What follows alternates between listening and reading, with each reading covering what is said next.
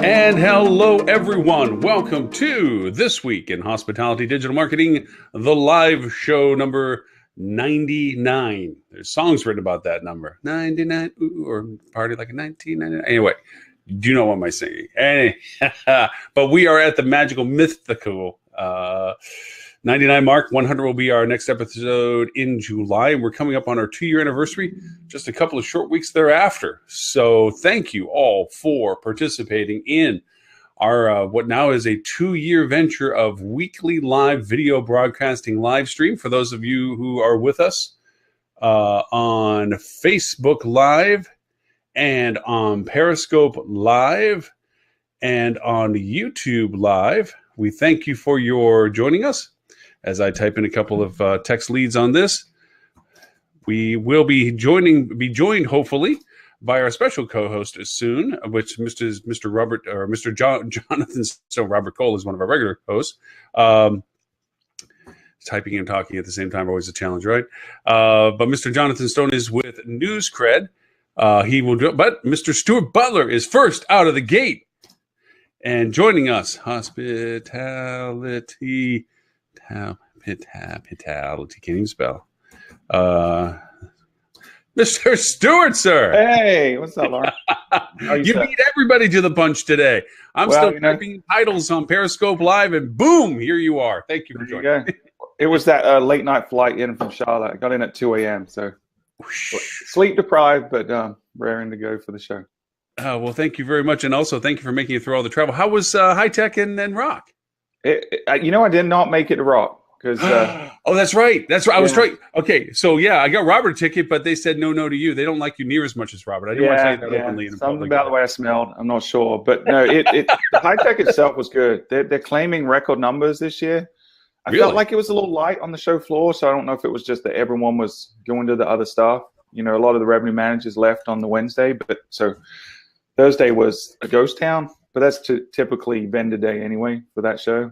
But but it was good. I felt like the quality was there, and we did a lot more pregame this year at Fuel, and that paid off big time. So a lot of people came looking for us versus us having to grab people out of the aisle. So.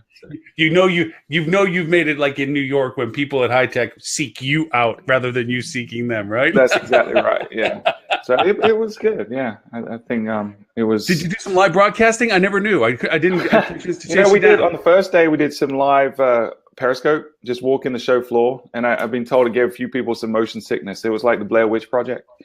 But I was scheduled to do some on Wednesday. I'd already met with a bunch of vendors, and I had it planned out who I was going to do. But then and I'm sure Robert will give you a different version of this story. But Tuesday night, we were out at the Navis and Stand Touch party, and I'm pretty sure Robert pushed me.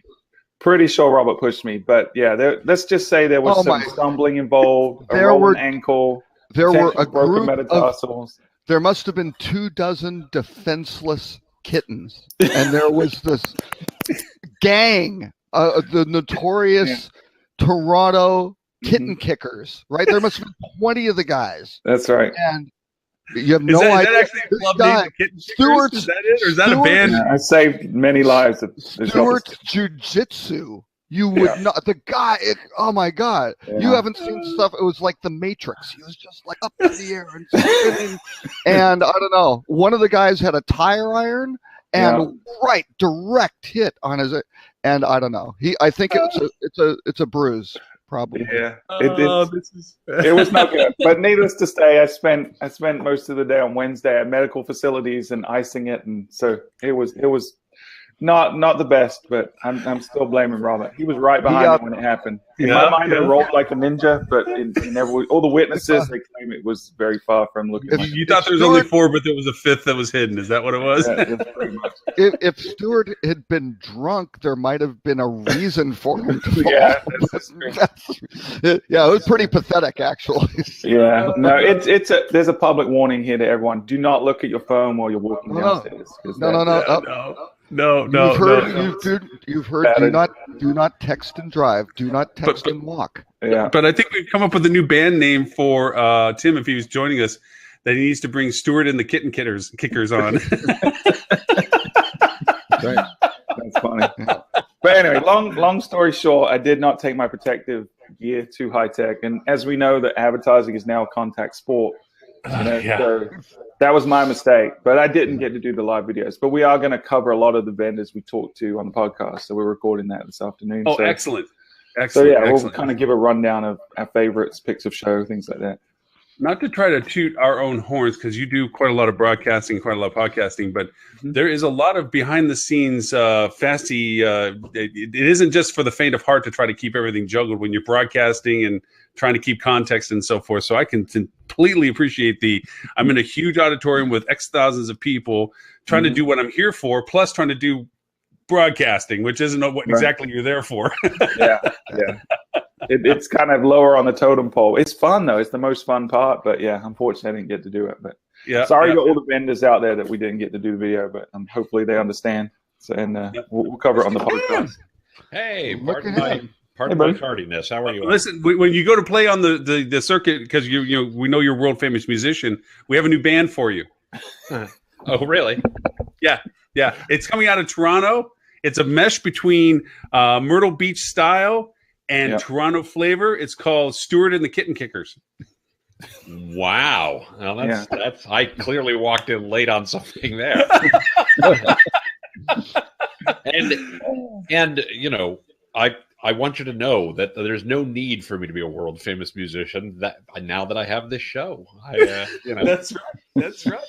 Although you guys may not know this, I actually spent 10 years in the music industry and had such smashing success that today I do digital marketing for hotels. Well, no. The story I thought it was Tammy and the groupies just were not. She put her foot down, and that's what I thought. Yeah. I thought Tammy didn't want that life anymore, and he made you leave an amazing career to settle into this comfort zone of yours. So it's really funny. I actually have a friend. We are way digressing. I have a friend who works for the college that I went to, who's an ex-music industry guy who teaches people how to get into the music industry and how to make a living in the music industry. And I always want to tell him. How many people is that? Well, and I always want to tell him, I'm like, with all due respect to the guy, because I love the guy, he's a very dear friend. And I know a lot of things in the industry are circumstantial, but it's a classic, if you can't do, teach kind of. It's it was a hell of a way to almost make a living for a decade. Yeah, my nephew is a very, very good guitar player. And lives in Sun Valley, Idaho, and he was with Old Death Whisper for a while, and really changed what they were doing, and it was great. Playing a lot of slide guitar and things like that. And now he's kind of sometimes playing with this other guy who, maybe going somewhere or not. He's recorded in Nashville. He's recording but he's running a pizza parlor. And he's doing a great job and he's making good money at running the pizza parlor sort of thing. And he's good. But, the music thing, the guy's really accomplished. And, so here's the thing, and I'm going to watch this. I'm going to turn this into a hospitality marketing thing. I'm glad you were. I was going to do that too. So what's fascinating is because of things like YouTube, because of things like SoundCloud, because of things like iTunes, etc., the bar has been lowered in terms of what it takes to put yourself out there and connect with customers, right? To connect with your audience or connect with guests, right? Yeah. The flip side is the bar has been lowered for everybody. So competition is actually tougher now because it's easier for everybody to do it, which means it's not always easy to make a living at things like that, right? So the same is true. I have people say this to me all the time with regard to hotels of, well, shouldn't this be easier? Didn't Google make this easier? Didn't, things like that make it easier? And it's like, it made it easier for everybody. Now you have to compete more effectively. Yeah. So, there are an immense number of parallels between what's happened in the music industry and what's happened in the hotel industry. The beauty of the hospitality industry is you get paid for every room you sell. If I'm playing a show as a musician, I get paid for the one show, and it's tough to monetize that multiple times a night. in a hotel, I can monetize every single room I have every single night. So anyway, nonetheless, I'm sure there are Mr. Tim, what is a meniscus? I beg your pardon? A meniscus. It's a ligament in your knee. Yeah. That's why it sounded so familiar. I just got an email from our esteemed, who should have been our co-host, Jonathan. They tore his meniscus. It isn't joining us today. Oh my God! Well, that's painful from everything I've ever heard. Maybe he went to HITEC too. Maybe there was. Was he the person you were fighting with at HITEC? Yeah. Stuart kicked him in the meniscus. That was. So Stuart, did you get into a scuffle in Toronto? Yeah, it had to be 40. I was wrong before. It had to be 40 guys he was fighting. Unbelievable. Those Toronto street gangs. Good Lord. I mean, they're brutal. Yeah. Well, I do. My shin guards. I forgot them. Yeah. Well, if Jonathan, for any reason, is listening to us in pain, sorry about your meniscus. I hope you feel better. But we'll just talk about you while you're not here. Then that's right. So news cred. Do feel better though. Yes, you feel better. You feel better. Meniscus I have knee problems, so I empathize with knee problems. And you bend your knee a lot. Yes, you tend to bend your knee. You don't notice how much you use it until it hurts. Yeah, they're pretty important. Yeah. Well, we're going to have to shelve the news cred conversation to potentially another date. Well, we'll just have to talk about the music industry. We'll have to keep on with kitty cats. Actually, since you did go to HITEC, and Robert, I did tell Stuart that HSMA likes you better than him, and they wouldn't give him a ticket, but they'd give you a ticket. So please just keep making him feel that he was an unwilling participant in rock. That's all. Listen, in the film industry, there's 6 degrees of separation. I feel like there's 2 degrees of separation with Robert in the hotel industry. Like there was not a single person I was talking to. And the other thing I learned at HITEC is that Robert is a total stalker, because every single time I was talking to a vendor or someone there, right around the corner would come Robert, and he'd come bouncing up, and I thought he was coming to see me every time, and nope, he was seeing the other person I was talking to. So he knows literally everyone. Do you know what Robert does? You know those little track dot things you can get now? Yeah. So what he does is he walks up and he targets the field as to who he wants to talk to, and then he bumps into them, and then he always knows where they are. That's great. That's great. So what happened at HITEC? What'd you see at HITEC? Actually, one thing that was interesting, John Ng produced a thing for Hospitality Upgrade, which was the history of hospitality technology. And it's like a little 45-page book, which they didn't put in anything. It was just sitting on their thing. A very interesting read of lots of, glory and and the horrible things that have happened to technologies in the industry. But yeah, you kind of look at the industry and go, wow, that didn't happen fast. But there were some really interesting gaps too, which not to rail on. I mean, it was a big effort that they put together, but Anasazi not really covered, which is pretty amazing. Wow. How do you talk about seriously? Right. Because they built this. There was some mention of Cisco, and some, they covered Confirm quite a bit, which was great. Yeah. It was a big disaster of a major $125 million failure of a major system that never was stillborn.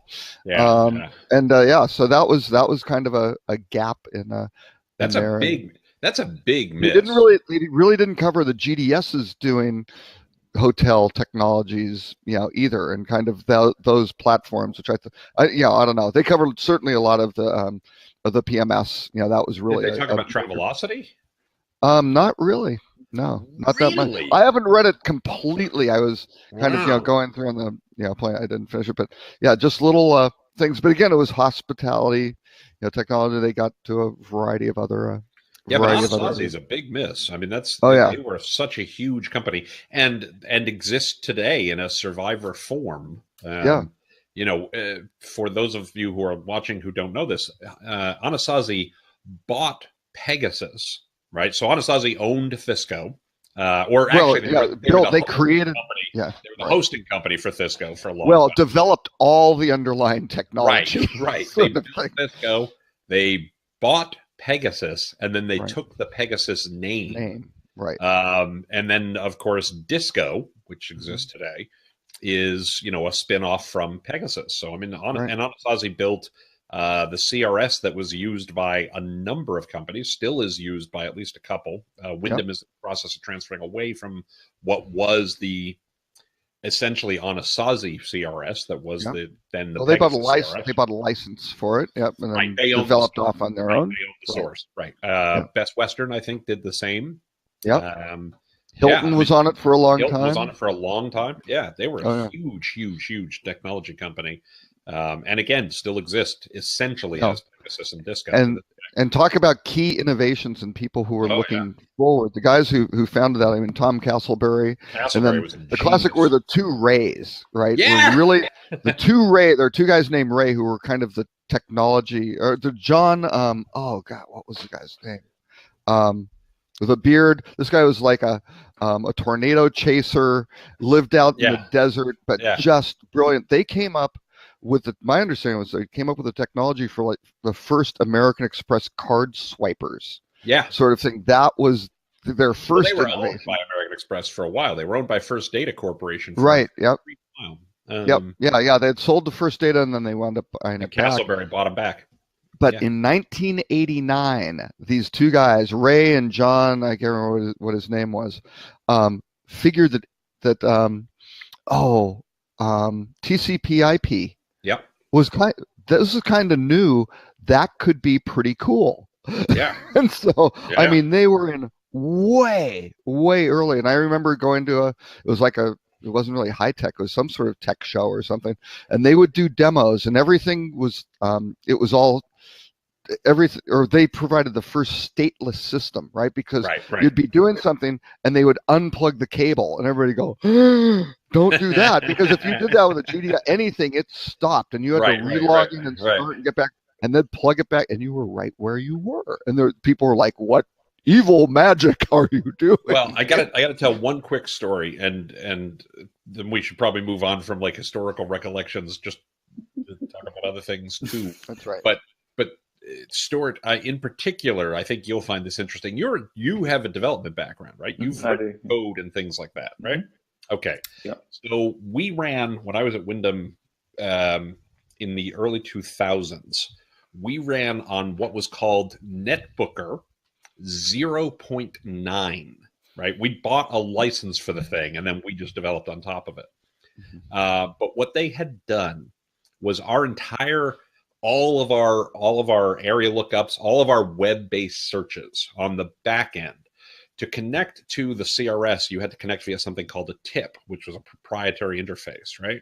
And it was, what was it? EDSI, something like that. I can't remember what it was called, but an old form of Edifact. Edifact.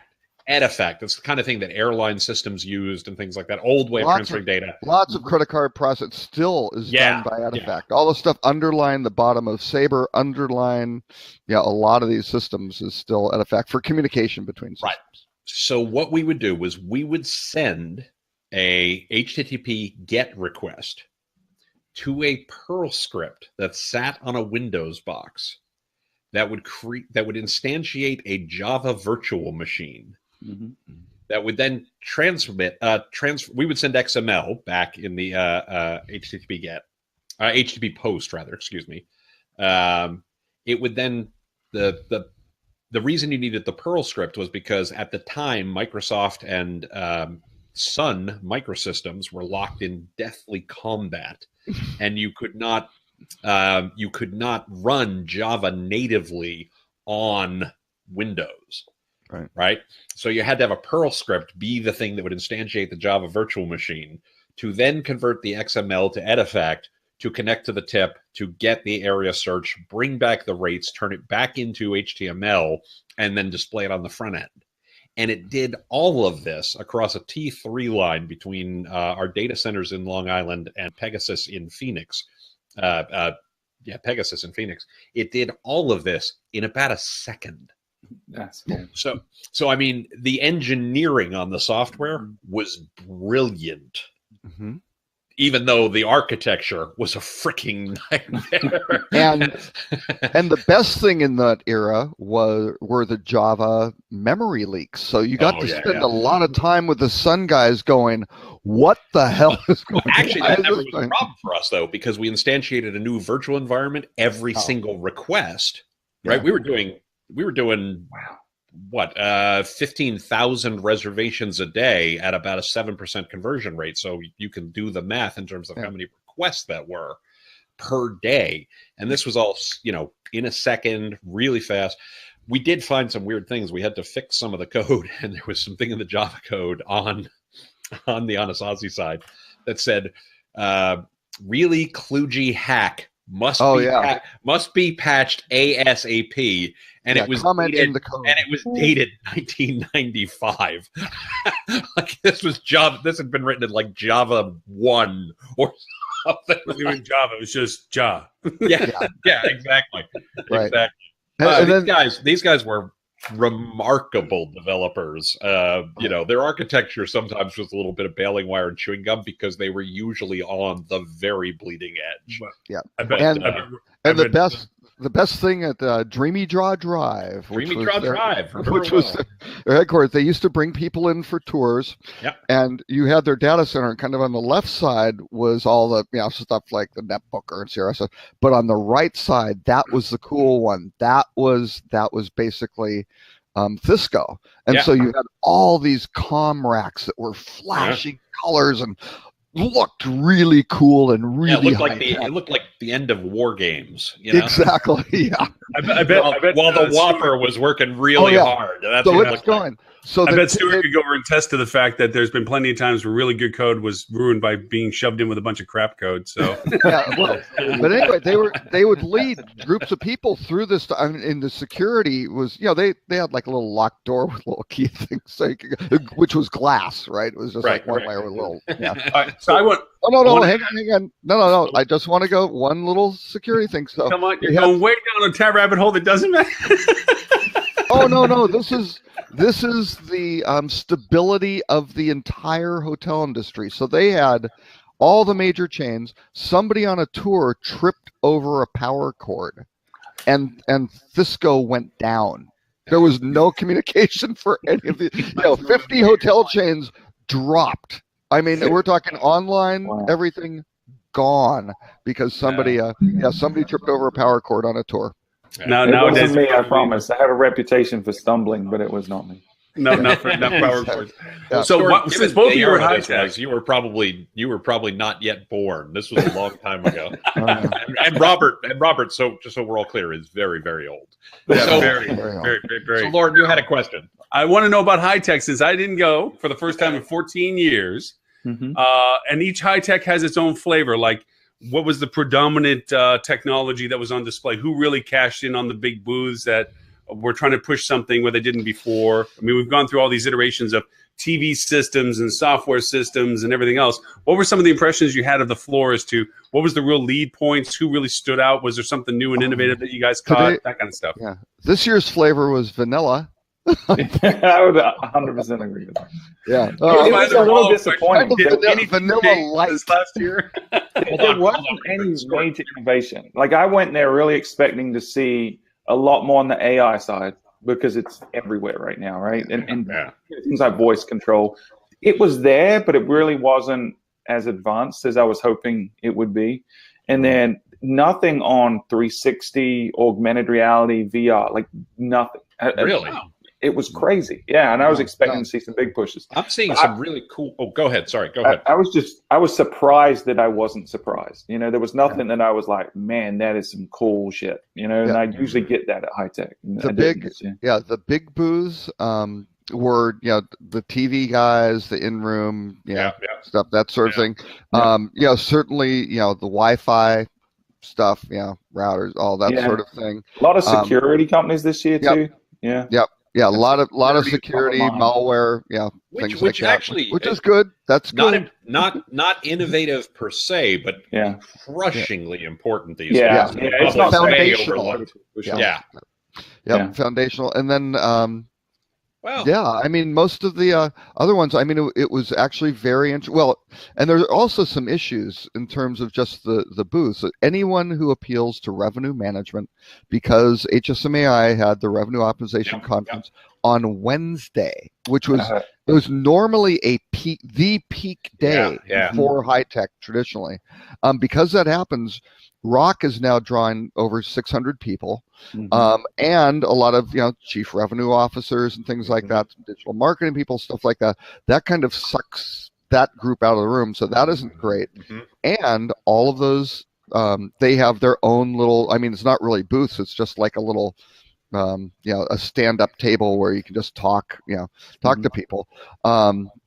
So, but these guys would have to have two displays. So you would see a group like Rainmaker, who had had something up there. They had a little 10x10 booth over in a really bad look. No, at HITEC in the corner, way back. Oh, that's what you're saying. Sabre had a 10x20. Now Sabre, I don't think was at Rock, but again, horrifically bad location back in a far corner of the hall where Sabre used to have one of these large right when we walked in. So and I don't know the total square footage of the booths and the booth counts and things like that. It didn't seem as big to me. How was floor traffic? Because I always, to me, floor traffic at HITEC is something of a leading indicator of what's going on in the business, right? It was lighter this year. It was lighter this year. Oh, okay. Yeah, because I would say I was there Thursday and Tuesday, and I mean Wednesday I didn't go near it because again it was all in the Metro Toronto Convention Center, but HITEC was in the south wing and Rock was in the north, and that's a pretty good distance the way this thing is laid out. You aren't those two paths. It's a 10-minute hike between them, sort of thing. So I don't think those paths cross. And because Rock does some things, they were doing some Tuesday pre-Rock things. They had some seminars and things like that, which I think was Hebs, Norone, and somebody else did like 3 of those. They had other sorts of events, that were done then. And on Thursday they have the Chief Revenue Officer Council. So again, those guys are kind of pulled out of it. So that kind of pulls the wind out of all these sort of innovative areas where you'd think that's what are we going to do? Not just pure revenue management. What are we going to do to kind of add to the top line? It kind of shifts HITEC to be a little bit more hardware-y oriented and in-room stuff. The one thing that surprised me, surprising number of groups still selling telephones and clock radios. Right. You'd think, wow, and they'd have a display of all. So we've got 20 different clock radios, and you're like, gee, okay. I'm just vaguely curious about this, by the way. This is a little. It's not a super off topic, but it's a little off topic and probably snarkier than I ought to be. But I always found whenever I got to HITEC, I always got cornered by some desperate sales guy trying to talk to me about door lock systems. Yeah. Was there anybody there selling door locks that weren't Wi-Fi, that weren't a keyless remote at this point? Or did you guys just avoid them like the plague? I didn't see them. Okay, fair enough. Traditional locks. Was there any surprising participants? Like when Microsoft dropped in that one year where people were like, what the heck? And Microsoft were there again. Were they there again? Yeah. And the best quote I heard, there were 2 guys, I don't know who they were with, and it was on a far local, and you just kind of overhear these little conversations and things like that. This guy rushed up, he goes, Microsoft came by the booth. They're like, really? What did they say? I mean, you could just tell they were there with Microsoft. Selling, and you get so much. Well, I'll tell you what, Microsoft to the guys who are there or trying to get acquired or whatever that case might be, or partnering type thing. So you have that other sort of the other dimensions of the trade show there. But yes, they were quite excited that Microsoft had visited their booth. Well, I'll tell you what, Microsoft has had a really good week. Nobody knows why. You guys know why. On that Go ahead, Stuart. Wait, Stuart. No, go ahead. I'm guessing. I actually have to drop off for a few minutes because there's a fellow I've been trying to pin down for literally 2 weeks who is now available. All right. So I will be back. Oh, fantastic. So, Stuart, I actually want your opinion on this. Lauren, I want your opinion on this. But I think Microsoft has had a fantastic week because of what the EU did. That was going to be my guess. Yeah, well, that's in our little docket of happiness today. Yeah, that wasn't just a slap down. That was a bend you over. That was. But why do you say that, Lauren? I agree, but maybe not for the reason that you think. You talking about for the benefit of Microsoft or the detriment of Google? Because to me, it's for the detriment of Google. I think the door has to crack a little open on process and methodology for Google now for it to balance out its claim that it is not in an antitrust, that it's not skewing data. It's going to have to reveal more of itself. I don't think they're going to have to reveal much. I think that there's a much bigger issue here. Okay. But I would love to hear Stuart's point of view. Well, you know what? Yeah, I listened to your podcast last night when you talked about it. So I'd rather hear it straight from the horse's mouth because I think you nailed a lot of the insight related to the impact that it's going to have. I was having a conversation with somebody this morning, and I've actually they twigged me to something I missed in the podcast too. And I'm, so the people should not be too hung up on the money, right? I talked about this on the podcast. They have so much cash. There's so much cash. It's a lot of money. Yeah. I mean, let's be fair. It's a lot of money, but it's not material in any meaningful way to Google. It doesn't add to their stock valuation. Right.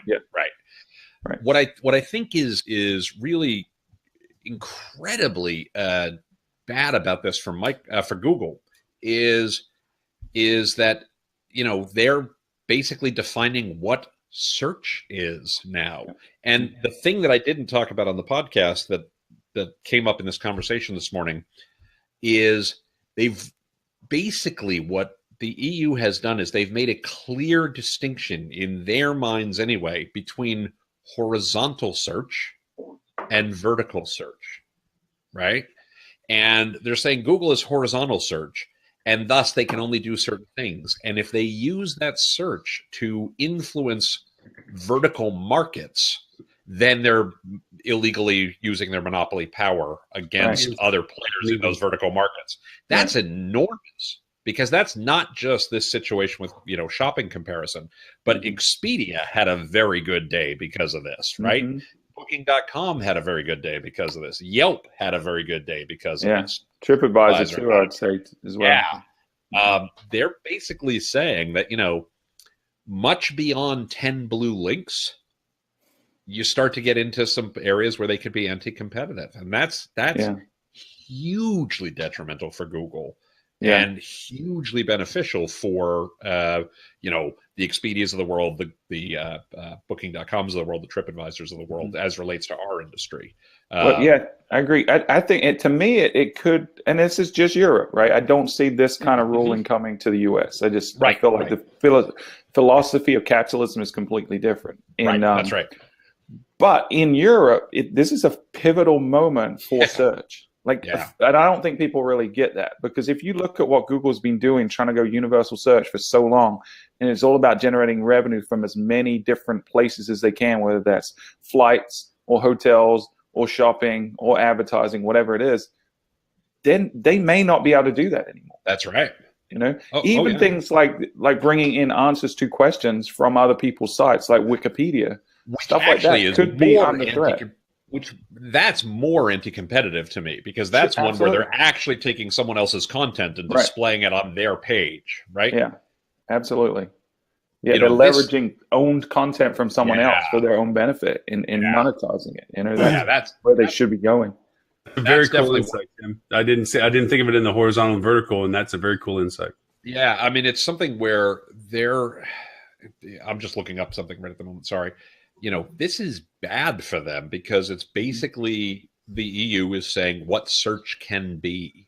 And that's hugely, hugely impactful to Google. Yeah. I had what I'm looking up is the number, because I can never remember the number. So Alphabet is the parent company now. Everybody knows that, right? But what people don't recognize is Q1 of this year, Alphabet made $24.75 billion in revenue, right? We'll round it up. We'll call it 25 billion, right? 87% of all of Alphabet's revenues came from Google's advertising sales, Mhm. $21.4 billion. So they monetize all of those results very, very well and very impressively. And Stuart, you're exactly right. They've been trying to make universal search the thing. And by making this vertical horizontal distinction in the way, what they basically said in their ruling was that there's this idea of they defined the market as general internet search. And they said that Google has a dominant position in general internet search and is then using that illegally to, create to crush competition in other spaces. And if you look back at the Microsoft Netscape case from the 90s, right, the Microsoft Department of Justice case, I think everybody knew, for the most part, back in the 90s, that there was a distinction between the operating system and the software that ran on top of the operating system, right? Opening up a browser, you're opening up a different program. And Microsoft, at least according to the DOJ, illegally used its monopoly power to crush Netscape, crush a different software service altogether. In this case, they're saying internet search is one thing, horizontal search is one thing, and vertical search is something else entirely. And I don't know that that's right. Yeah, I struggle with that one. Yeah, I agree. I think this honestly hurts consumers. I mean, assuming that Google's good, right, and isn't going to use this power for evil, which is why monopoly commissions exist. But this is going to reduce the utility of search engines. I mean, it's fundamentally going to be a inferior experience moving forward because they're not going to be able to leverage the knowledge they have on us to serve us what we want and what we need. And that to me is the limit. From a hotel perspective, and I'm sitting here with hotels that are ranking exactly the same organic position they were this time last year, but their organic traffic is down 20, 30, 40% because now you've got so many paid listings above you, whether that's the local pack with GHA, whether that's an extra paid ad because they moved the right rail. Yep. It's going to be interesting how they delineate. Like how do you get so specific that you can define that, a shopping listing is not part of natural search or part of the key core search, but yet GHA is? Like, how do you define that? So does this mean potentially GHA can no longer be served in the organic listings? You can certainly extrapolate from this ruling to go there easily. Yes. And I think this is bad for hotels. So we always talk about monopoly, right? There is a flip side of a monopoly that most people don't talk about, which is a monopsony, right? So a monopsony is when there's one buyer for all of the things that you sell. Okay.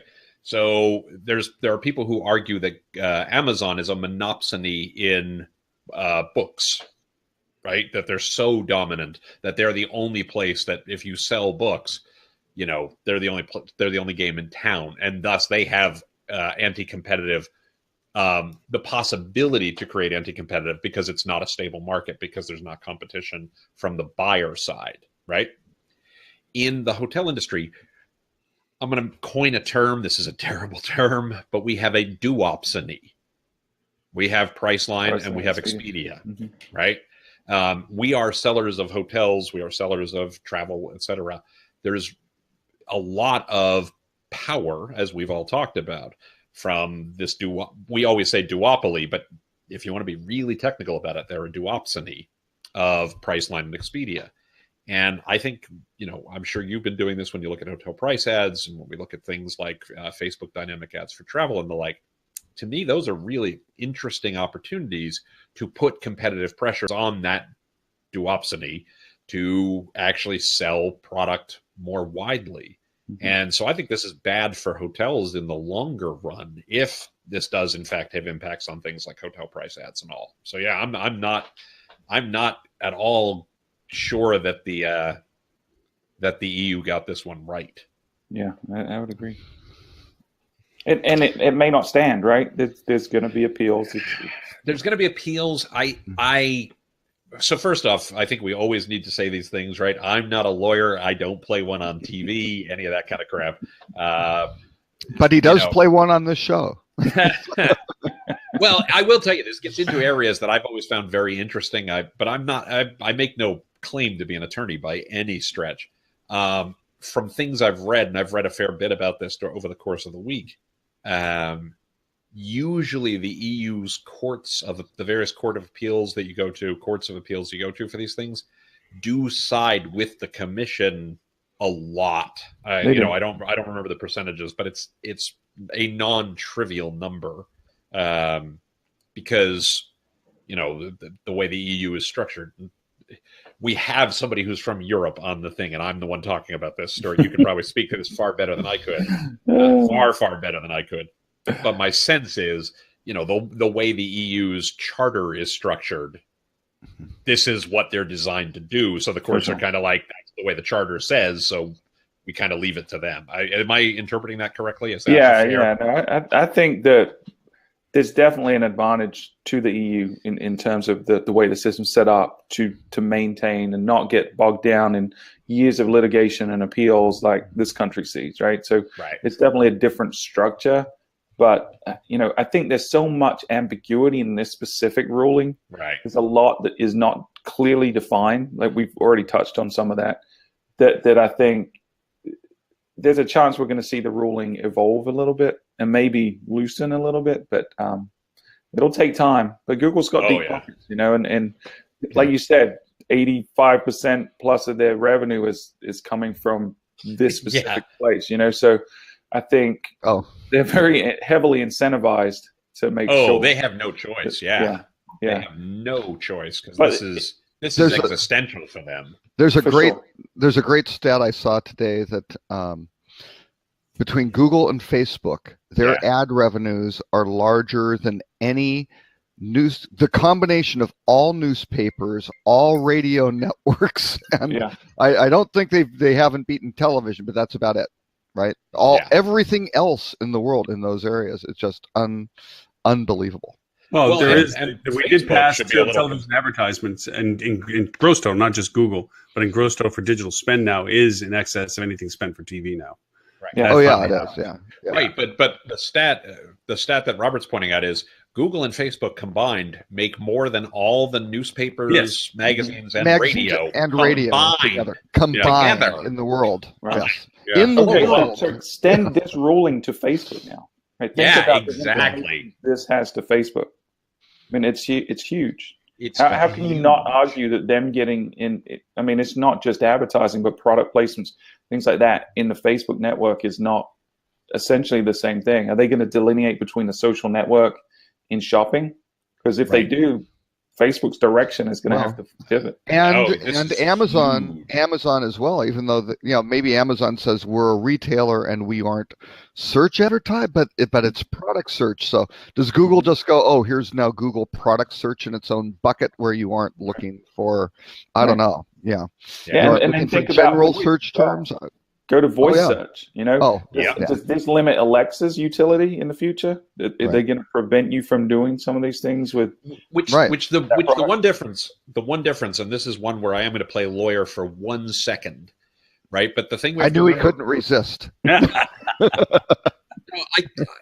some reason, this topic has always fascinated me. Right? Has always fascinated me. I spent way too much time reading way too much about the Microsoft trial back in the 90s and each subsequent one that's come up, because I think they're so critical to the way digital works, right? Digital is somewhat different.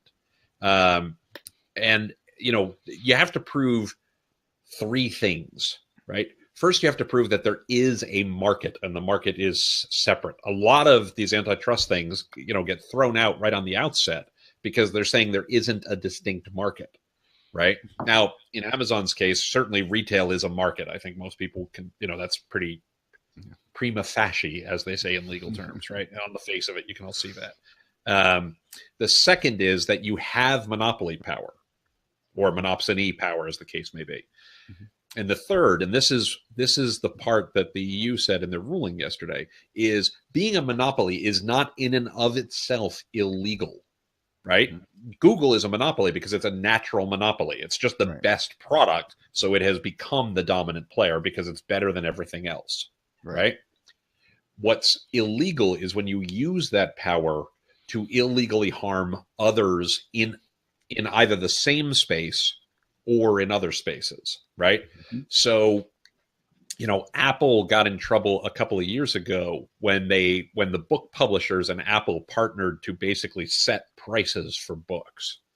And basically they said, yes, there is a market for selling books. Yes, these guys do have a monopoly because the publishers were the only ones you could get through the books from, and they were colluding to act as one with Apple. And they were then using that to cause harm to others by fixing the price that people had to pay for the books everywhere, thus hurting Amazon, as the case may be, which was funny because Amazon was the victim in this one, right? So in the case of some of these, and to note there, Amazon, they fought against it because Amazon was lowering prices for consumers. So they were doing something good for consumers that then Apple and the publishers fought against, right? So that was the damage. But what you have to prove, I mean, in Facebook's case and in Google's case, I think we can definitely say there is a market for sure, right? There's a market for search for search. There's a market for social, and that yes, they're a monopoly. It becomes a question of, are they then acting in a way that is illegally using that monopoly to harm competition or consumers? Because that's usually the way the EU looks at it versus the way the US looks at it. Very, very roughly, generally. And this is something I have talked to a lawyer about because I was like, do I understand this correctly? And he said, yeah, more or less, that's right. There's always nuance, but essentially in the EU, their take on it is if you're hurting competition, ultimately it's going to hurt consumers. So they always try to fix the competition side. In the US, it's if you're hurting consumers, we assume that's because you have monopoly power and are using it illegally to hurt competition. But essentially that's the easy way to keep them distinct. You know, when we talk about somebody like Amazon, you know, there is a market. They proving that they're a monopoly is tougher depending on the vertical, and then you have to prove that they act illegally. So I think Google and Facebook are one thing right now. Amazon's a little different for now. You know, maybe that'll change, but it's easy to extrapolate this past what it is. And what it is already is massive in and of itself. And it is complicated though, because you've got the interests of the consumers who want easy access to buy products. And you know, I don't know what percentage, you could probably find it, I'm sure Google of people searching for packaged goods, that sort of thing, start with a general search. Although I now understand that Amazon is actually has a higher ratio of product oriented searches than Google. It does. Yeah. Actually, so people start their product searches now, or particularly Prime members, right? Which at least in the US is more than half of the household. This is a big factor though, right? Yeah. Because over the years, if you think about search as a behavior, Google has actually lost share from a behavior standpoint. Yeah. Because there's a lot of people who will open up an app. They'll open up Expedia. They'll open up TripAdvisor. They'll open up Indeed if they're looking for a job. They'll open up Yelp if they're looking for a restaurant. They'll open up Amazon if they're looking for a product as an app without going to search at all. Yeah, or their voice, right, with Siri. Or voice with Siri, or voice with Alexa, right? So, sorry, Alexa. Go away. So, you know, Alexa, which by the way, Alexa, buy me a. My God. That's why I'm wearing headphones, buddy. But that was always Microsoft's defense in the Department of Justice trial, and I'm sure it'll be Google's defense in this one as they fight this, and they have to fight it. Like, this is far from over. Yeah. But their defense has always been, and I think Google has a better argument on this one. Their defense has always been, you know, two guys in a garage could come away tomorrow and just kill us like that by inventing something better. Like, the market shifts so quickly, you can't regulate it the same way. Right. Where I think Google has an even better argument is switching costs. Right? If I was a Windows user in the 90s and I wanted to switch to using a Mac, or I wanted to switch to using, you know, whatever else was out there in those days. God only knows what the third biggest operating system was then. The switching cost was massive, especially if I was like a corporation or something like that. And I had, 5,000 desktops I had to transfer and train and et cetera, et cetera, et cetera. The switching costs from Google are zero. I just type in bing.com. I just, talk to my Echo. So, the concept of lock-in in a monopoly context is very, very different than it was. And the thing I want to point out is I'm going to actually just put a link up right now. This is from Skift this week. I was trying to find it in the wild, but I can't pull it up on booking.com. But they're showing how Booking is now putting hotels, flights, cars, restaurants. Kayak was on there, which is something I've been predicting for a long time, that Meta and search are just the same thing, really. These guys can do this. This is something that comes up in this stuff all the time because they're not a monopoly. If you're not a monopoly, you can do anything you want. It's only illegal if you're a monopoly to do this kind of stuff, right? And so we're seeing, like I say, I think this is a huge win for Booking. I think this is a huge win for Expedia if this stands, because it allows them to chip away at Google's margin by introducing more features like meta search right within the search results, by selling other products. And I think that's massive. And they're not held to the same standard by definition because they're not a monopoly. Agreed. So think about this. So let's assume that this stands, right? Assume that Europe goes off in a different direction. Yep. US, South America too, stays in the situation is. Yep. And I don't know what implications it's going to have on the Asia side of things too. But we could be in a situation where marketing strategy, marketing tactics fundamentally are different in Europe than they are in the rest of the world. And there's already some nuances, right? But this completely changes the game. That's right. What you do and what works in the US will not work the same way in Europe anymore if this stands. That's absolutely. It's going to kind of cause a splinter in expertise and approach, which we've never seen before. No, that's absolutely right.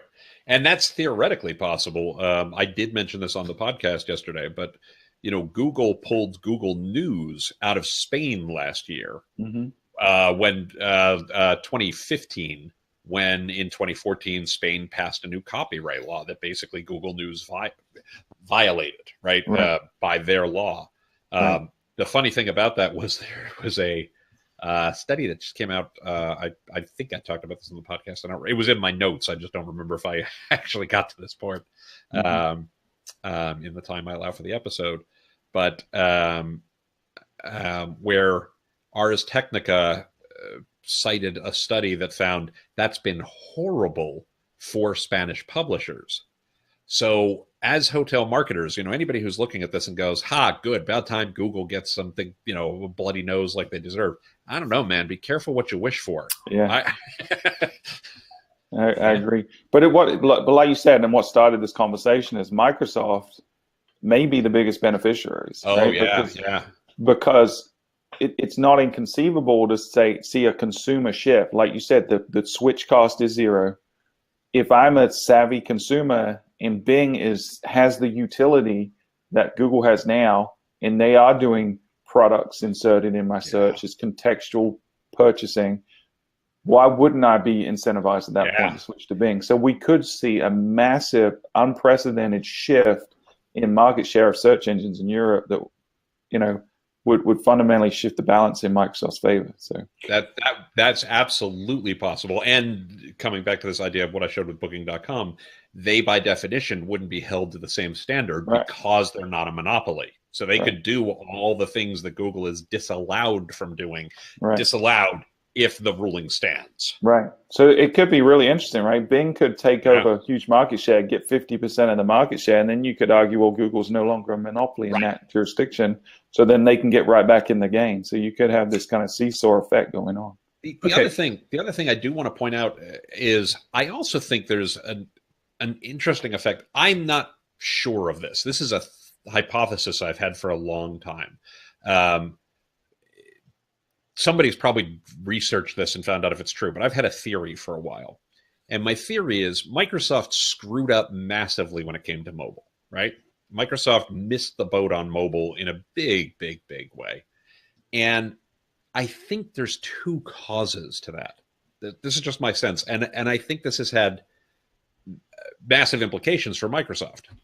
You know, for anybody who wasn't alive in the 90s, who wasn't alive in the sense of, you know, dealing with technology, dealing with computers, dealing with all this stuff in business, it's impossible to overstate how big Microsoft was at the time, right? However big Google is today with the web, Microsoft was every bit as big with computers, period, right? And this is my hypothesis, that they missed mobile in part for two reasons. One of them was that they'd been successful with Internet Explorer, whether legally or illegally is besides the case, that, you know, it's the innovator's dilemma. They stuck with the thing they knew and missed the next thing, right? And the second was they spent the last part of the 20th century and the first part of the 21st century fighting this massive, massive trial and looking over their shoulder for what regulators would let them do and not let them do. Yeah. And so they were very distracted, right? Yeah, and cautious, right? And cautious. It curbed innovation, for sure. Okay. For sure. Just hear me out for one more second. So I think that this could have broader implications for Google, even if they fight this thing and win. But these things don't get won easily. The IBM antitrust suit was a 13-year lawsuit. Right. The Microsoft one was like 6 or 7 years. It can really force people to take their eye off the ball. Yeah. And I think this could be very damaging to Google, even if they win at missing what the next thing is. Right. Their red tape just got a lot thicker. Yeah. Right? Yeah, for they sure. They have to run a lot more through their lawyers than they ever. I don't disagree with you. I think it's a very realistic premise to this, but maybe it's because it's fresh in my mind because I'm writing a piece for somebody that's paying me to write a piece. I kind of went retrospect on how we get to where we are kind of stuff in our industry for our dysfunctionalities when it comes to marketing, digital, and so forth. So I get to pull out the old history book of myself going through and living the transitions that we're talking about. Yeah. And to one point, I want to say that with Google, I think there's a whole nother potential. I had kind of like a utopian moment thought for a second that maybe what we're looking at is the transition into a world that's not about paying for position, but paying for the recognition that your relevance allows you to. With AI's availability of being able to really begin to extract relevant content in such a more unique, individualistic way, that instead of the model of trying to influence that process, instead you pay for the success of that process. Well, that's what hotel price ads are when you do a CPA, right? I mean, to a degree, I'm talking about because of our ability to track even more effectively and so forth. Right. But I mean, that's the first step to that. To be able to say, hey, we're driving business because of your high relevancy, and we're generating this business that we can measure and track. So you can pay towards us the ability for this exposure to still be given to you. That's one side thing. But to go back to your point about what I agree with, but I think there may be an added component to this, is I think back to the times when there's Robert again. We stopped pissing him off. He decided to join us again. No, this gentleman I need to reach is on the crossing the French-Spain border, so he's somewhere up there. You just have to tell us we're not as important as anybody else. We got it. It's okay. This guy's pretty important. Wait, Lauren's in the middle of a point, though. Okay. Let's let him finish. So what I'm trying to say is that back then we believed our own stink. We were still coming into the market where we thought we were controlling the message.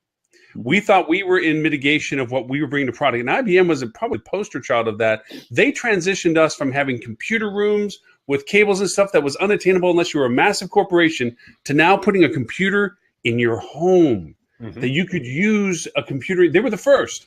Yep. I mean, yes, you had the Commodores and everything else, but you know the Atari stuff, gaming and stuff. Okay. Apple. No, I'm not going to go down a wormhole.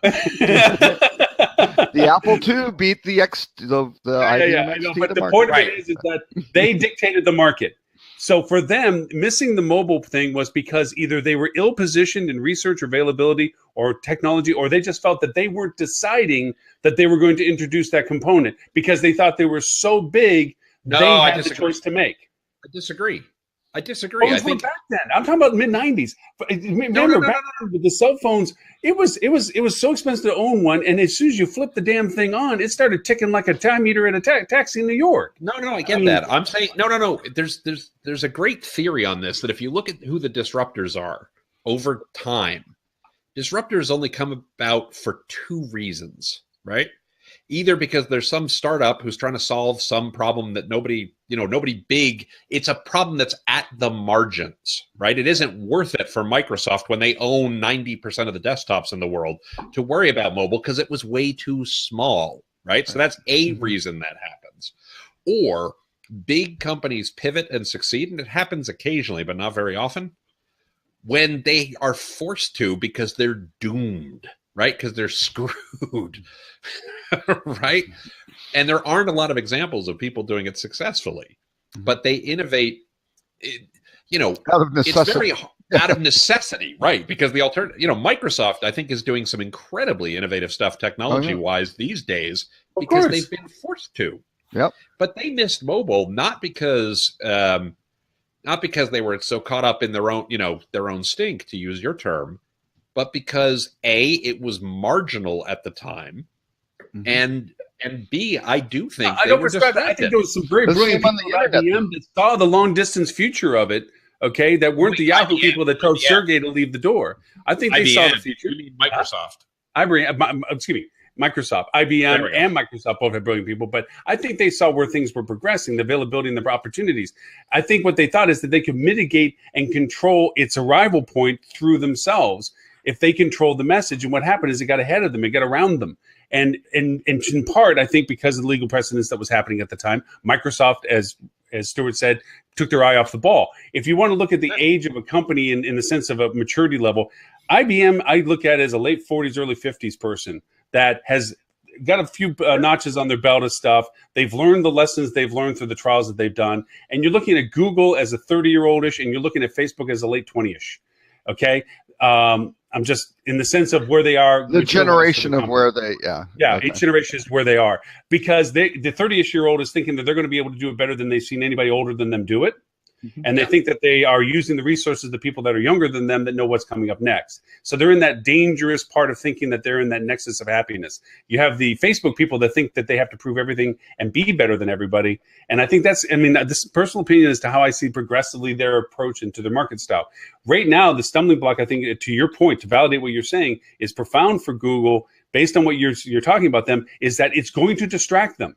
I do think to make them think differently about how they move forward in their processes, and the Facebooks of the world and so forth are going to go over and think that this is a good chance to kind of get a better coordination with them. And the older, mature Microsoft is going to look and say, "Yeah, we went down that road, and we know the lessons you don't know, so we're going to take advantage of it too." Oh yeah, I think again, I agree with Stuart that this could be huge for Bing. This could be huge for Microsoft. They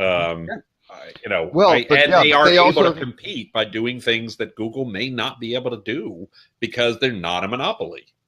Right? In the eyes of the underdog.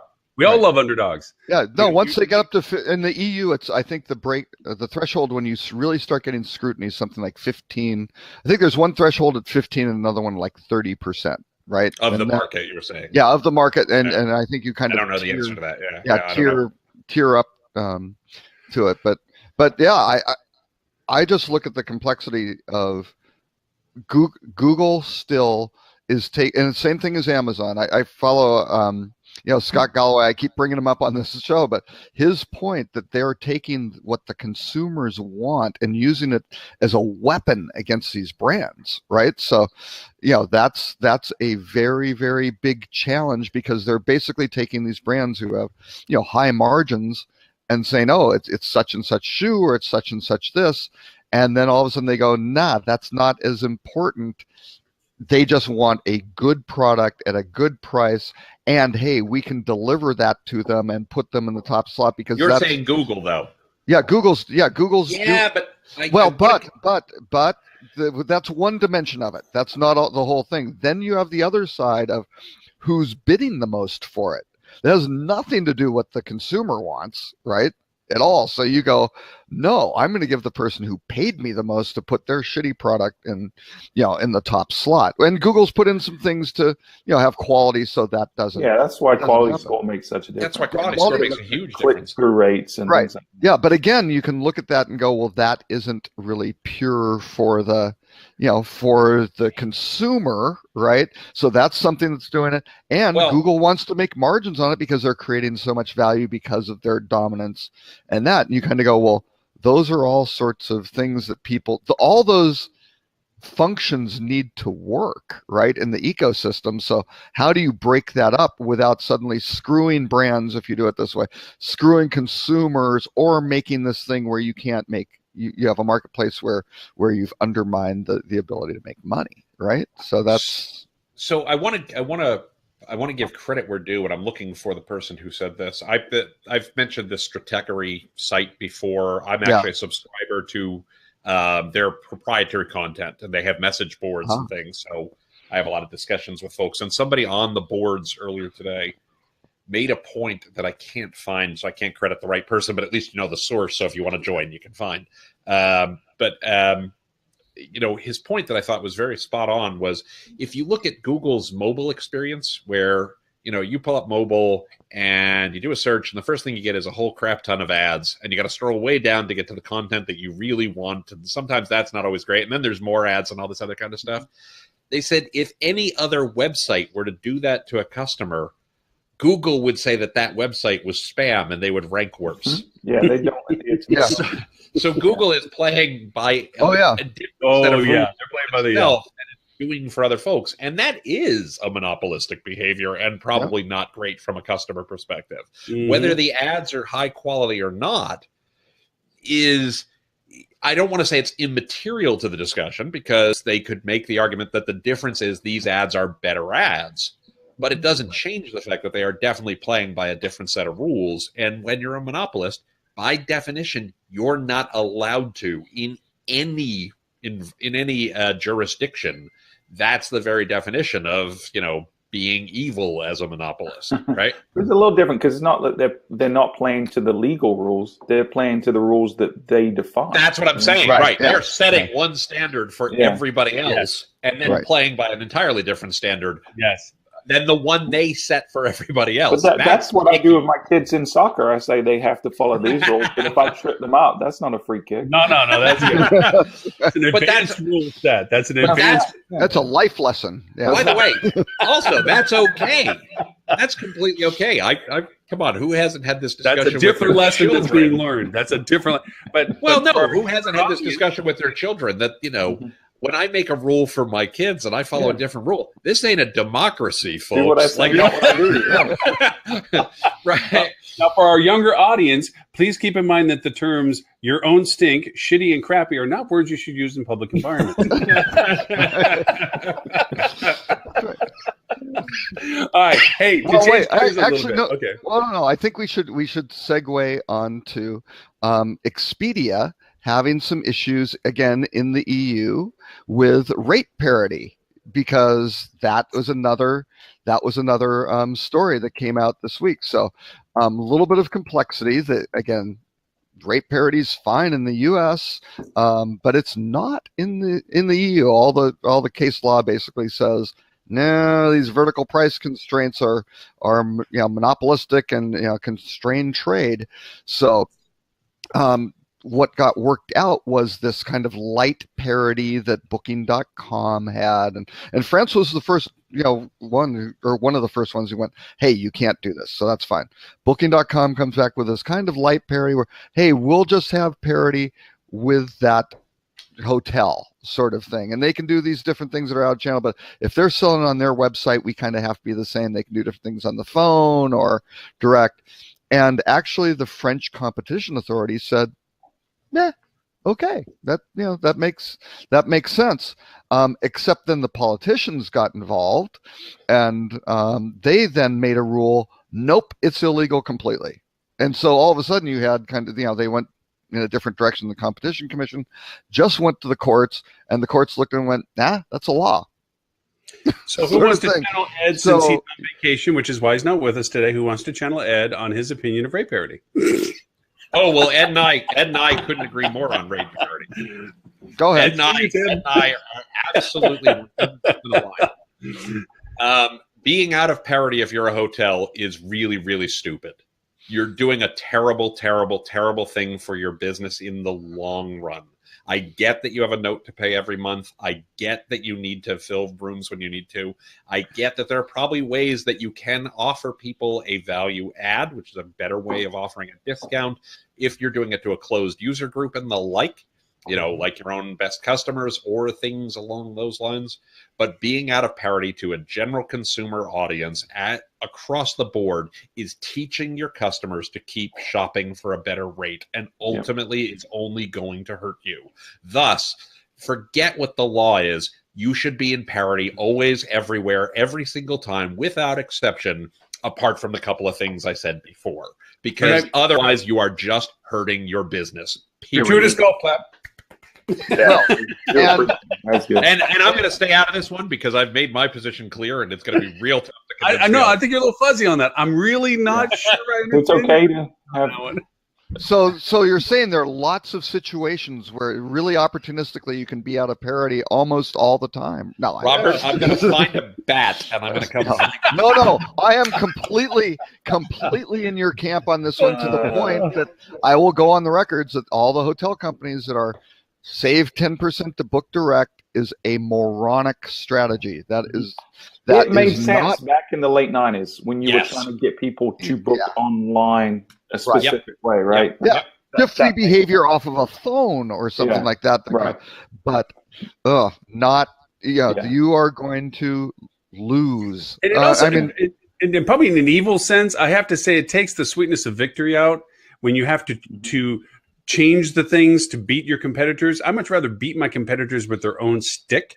That if I'm at rate parity and I'm beating them in market because I can beat them at rate parity of everything else I'm distributing in market, that's a much sweeter win to being better at your marketing strategy and better as a product in market than it is that you'd have to go down to the bottom basement and dwell under there to try to get rate out of it and undercut everybody to get business. Yeah. Right. Well, we're getting ready to do a new travel study. We partnered with Triptease, who will be the first to tell you how important rate parity is, because that's their whole model, right? Mm-hmm. But we're looking at the relationship between consumers and the OTAs and in the hotel's own website. And so some of the questions we've asked, and I'm not going to reveal it all because we haven't really dug and analyzed the results, but this is one of our typical studies. We asked 2,000 leisure travelers in North America their opinions on stuff, and a lot of yes, no answers, a lot of quantifiable answers. Mm-hmm. People are shopping not just property, and when people say they're looking at 30 plus sites, what we're finding is they're only looking at like 4 or 5 different hotels, but they're looking at the rate for that same hotel 7 or 8 times. Right. Yeah. There's no confidence that they're getting the best deal because of this mess of parity. So if you look at what the OTAs do really well, and I'm going to say it again and again, Booking.com does better than anyone else. The reassurance they give a guest when they come to Booking.com that they are making the right decision and put that forward pressure through the conversion funnel, that they eliminate any kind of concern. They answer every single question. That's what the hotel website needs to do. Don't get them thinking about rate. Reassure them this is the best rate and push them through. Give them reasons to book, not reasons to leave, get exposed to your competition. And assurance that they're getting the best value. Yes, correct. Right? I mean, absolutely rate plays an enormous role in that. But it's and Stuart, preach, brother. I am there. Right? But it's are you telling them that, you can shop around all you want, you're not going to find a better value for what you're doing right now. There was a HITEC, to going this back full circle, there was a new company that I think's only been around a year or two, but Stay Wonderfully was there. Oh, yeah. And Stay Wonderful. And they have a very unique model. It's an incentive for primarily independent hotels that want to do loyalty programs. But they've gone and partnered with a bunch of retailers. So you've got people like JCPenney and Uber and Starbucks. And basically, a hotel can create a loyalty program that if someone books directly with the property, they then get to pick 2 or 3, and the hotel can decide the value of it. But they basically get to pick some of these instant discounts or instant gift cards to retail stores that aren't related to the hotel, but offer unique incentives for them to book direct. And I was talking to them at HITEC. They seem to be doing growing pretty rapidly. But that's the kind of stuff you can do. You can get creative. Whenever you're competing on rate, it's a zero-sum game. That's because exactly you're going to get lower, they're going to get lower, and it just goes down, and your margins shrink, and you end up going out of business. So you've got to find ways to either going out of business or making compromises on your operational exactly. side. And then your we can't goes spend down, this. And your your ADR product goes down, and then your reviews go down, and the death spiral. So I just posted a link to a blog post that I wrote years ago called "The Race You Can't Win." This is So let's talk about things you can offer, right? You can offer early check-in, late checkout. You can we got one property that gives everyone that books direct, they get a $10 gift card to their arcade. Cost them nothing. Actually, it's like crack to those kids, right? Oh, yeah. Now they spend $10, they go back to mommy and say, I need another 50. So they're making like 10 grand a day in their arcade just because they're giving away these free $10 things. That's you can fantastic. give F&B, get people to go to your restaurant or to your bar by offering a free appetizer with a paid entree or some kind of discount at the bar. There's so many creative things you can do that just make the guests feel welcome, feel better, feel like they have a better relationship with your property if they book direct. But you go to 90% of hotel websites, there's not even message of booking direct and why it matters. Communication, it's so important. Well, and I think there's a big problem for the hotel industry. Okay, so they started off with this sign up for the loyalty program, save. People think it's 10%, but it winds up being 2 to 3. So one, it's artificially high expectations, so you start disappointing people immediately. But then I think the other side, so that's a problem, and it kills the owner's profitability, right? Because you're discounting your highest yielding customer. But then I think the secondary thing, where I think Stay Wonderful, who did win the innovation award or whatever, the thing for HITEC this year. Oh, at HITEC this year. Yeah, yeah, Okay. E20X or whatever it is. Yeah, E20X. It's the innovative platform award. But what's happening now is they're now getting this huge influx of people into their loyalty program, and these guys are not at the head of the snake. They're all kind of in the mid-long tail sort of thing, and now they're accumulating points and stuff, which they can't do anything with because there's no value. They don't stay enough. I mean, Hyatt just redid their program, really good for the super high people. The folks in the middle of the end, not so good. And it's going to be a real problem because all of a sudden you go, great, well, I did this to get this discount, and now I got points. I'm in their program. I can't trade these for anything. And they're just completely worthless. So why should I do this? So all of a sudden you're reinforcing this. You've made a bad mistake, and that's like, okay, well, I guess I'll stay there because they keep giving me a discount and free Wi-Fi. I saw actually at the Rock session, somebody said what you should really do is lay out the quantification of how much you'd have to pay for all of this stuff. If you didn't book direct, you'd have to pay $20 for Wi-Fi, and you'd have to pay such and such for this. And I kind of looked at it and went, really? You want to be the guy who says you're going to charge people $20 for Wi-Fi? Exactly right. You look like an asshole. Well, and the other thing about value add, I mean, another word for that young children don't need to use today. Asshole. That's right. Well, but another thing about value, the other thing about value adds you want to keep in mind is, in a perfect world, it should be hard for people to understand the value of those value adds, right? Yeah. Because the tougher it is for people to understand what that's worth, the more difficult it makes them to compare like for like, which is kind of what you want. You want them to go, well, I should just book here because I get all of these things that I can't just easily hang a dollar value on, right? Right. Yeah. Okay. I mean, I'm gonna ironically, this is gonna be different because I'm not usually one inclined to disagree with Stuart because he's way smarter than me. I'm going to agree in the premise. I'm going to disagree in the process. It's because Stuart's injured, so he's taking advantage. He thinks he can run faster than he can. Okay. I agree in the premise of what Triptease represents. I agree in the premise of what Stay Wonderful represents. I am adamantly negative as to the process of what they do. Because how they validate their value proposition, I've been doing A/B testing with them a lot. and with them and with other types of when you enter them into your direct channel feed. And I love the premise of what they're doing. As you said, the exclusion of comparison so that there's a validation of purchase. Absolutely all for it. I mean, I'm completely happy in the validation of rewarding immediate gratification, the value of direct bookings that Stay Wonderful represents. You sound like you're agreeing with me, not disagreeing right now. That's good. Now, Sound like you're agreeing with me, not disagreeing. there's going to be I agree with the premises of both of those. But under the hood mentality of what they're doing, how they're measuring and how they're quantifying and how they're monetizing, I am not happy with. Sure, I 100% agree. I'm not in any way saying that the metrics that have been used to justify the value of them are correct, but I agree. We're actually on the same page. Maybe the premise of it, I absolutely showing validation, showing comparison, alleviating those distractions that people inherently do. All for all that process. Right. Unfortunately, their current methodology is not one that I can endorse because let's be candid. Every vendor in the market provides metrics and data that really swing heavily in their favor, right? You look at what? No, I know, believe right? it or not, when someone like Sojourn gives 100% attribution on view conversions, you probably want to question that. Do you know what I found? Okay, not to go geek out here, but I learned about the term mutations.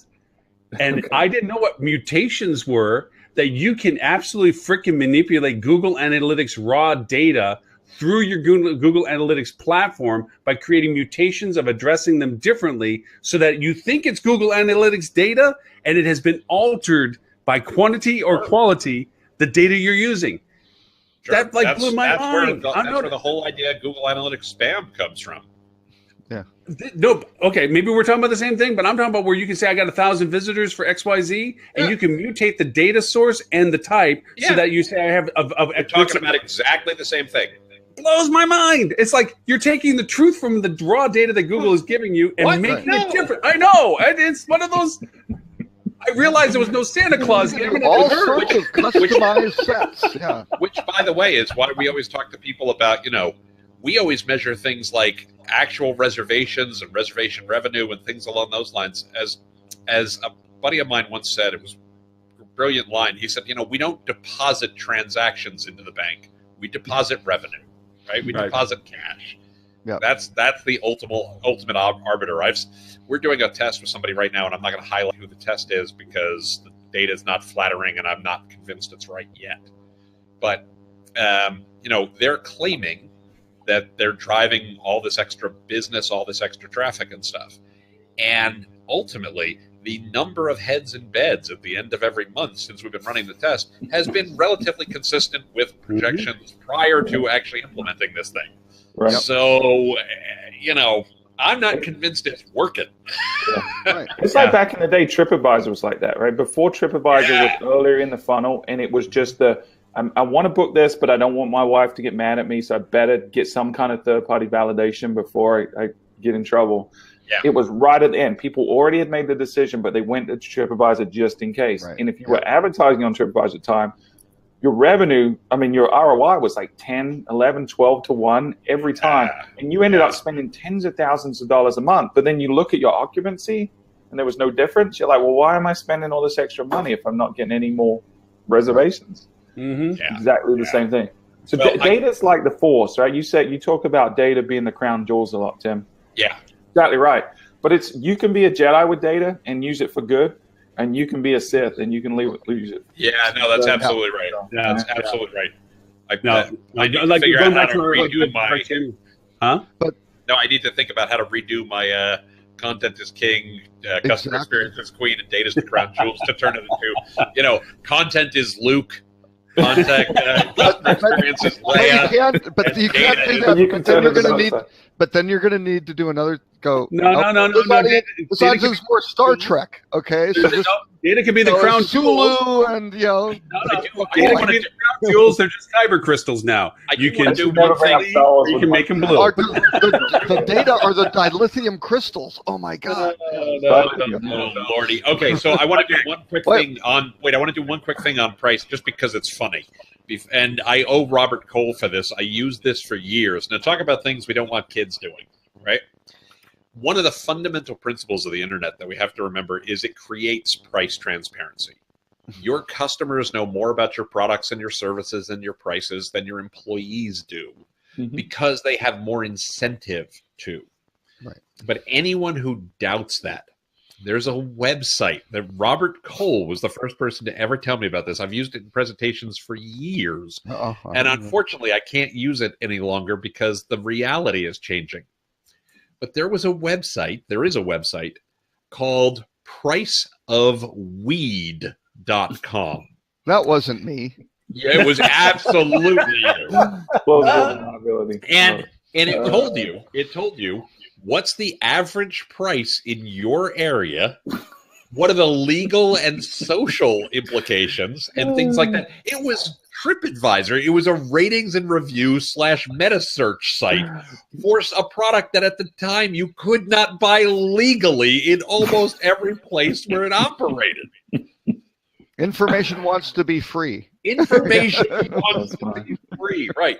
So you're not going to compete on price by thinking I'm going to have a lower price over here and a different price over here and win. You're going to lose. Period. Well, you can do kind of short-term low play, but when people find out, you can't. But when people find out that they are paying more than they needed to, they get pissed. That's the problem. Like, you think it's a trick, right? It's like a drug. You think it works to start with, and you think you can get away with it. But at some point, inevitably, you're going to get caught. And the reality, the reason I put that "The Race You Can't Win" post up a moment ago was because you guys were talking around this. This is a well-established principle. It's named after somebody, I can't remember what, but you get soft business results. So you lower prices to boost demand. Mm-hmm.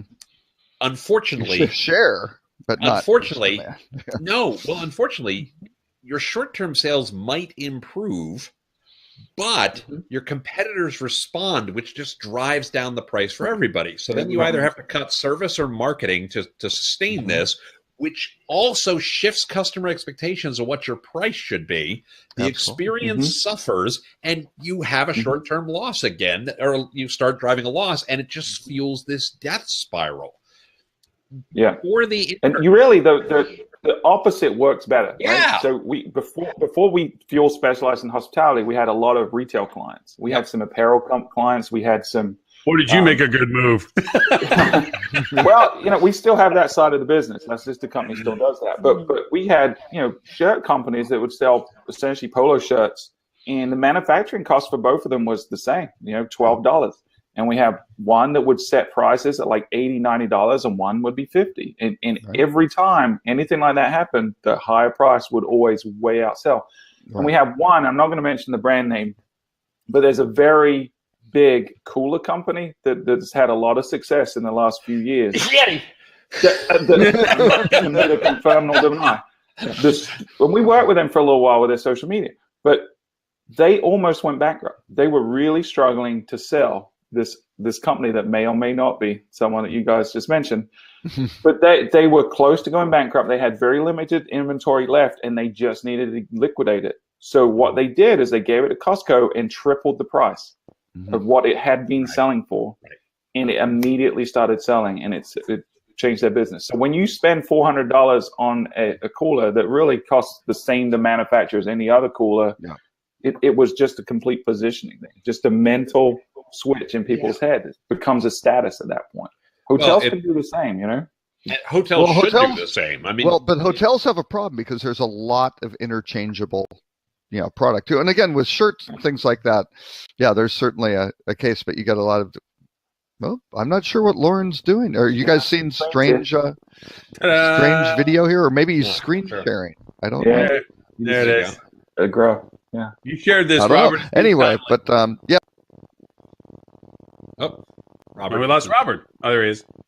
Robert shared this, and I thought it works into our conversation a little bit. Oh, that's what you're putting up there. Okay. Right. Yeah. This I thought was very interesting. Again, this came from L2 Inc. Yep. And our friend Scott Galloway. Yeah. The affluence. Then again, this is affluence. This isn't millennial. These are people with money, rich people, sort of thing. 2008 to 2015. Look at Luxury Hotel, has the most precipitous 30-point difference. Yeah. The other ones are, 18, 20 point, 30-point difference of not being able to name a favorite luxury brand. That's not good. That's unconscionable. Yeah. That's as somebody who used to sell luxury hotels, that just makes me want to puke all over the floor. That is awful.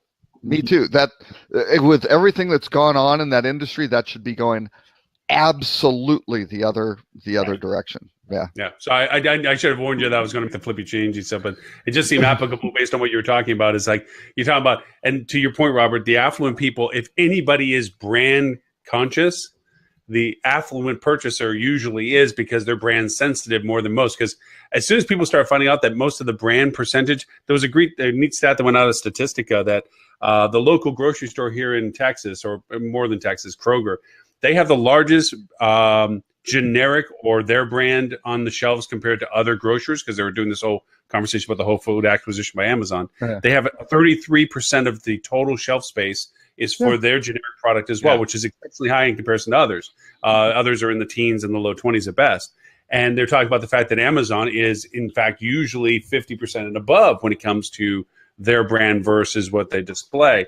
And it was kind of funny that when discussed about it, people were agnostic to the process in the quotes they were putting into the article, that they have long since realized that at the same manufacturing plant, the machines stop and the labels get shifted and the same product still rolls out, but now it's put into the XYZ brand label compared to the ABC brand label. And a lot of these generic value ones are the same product.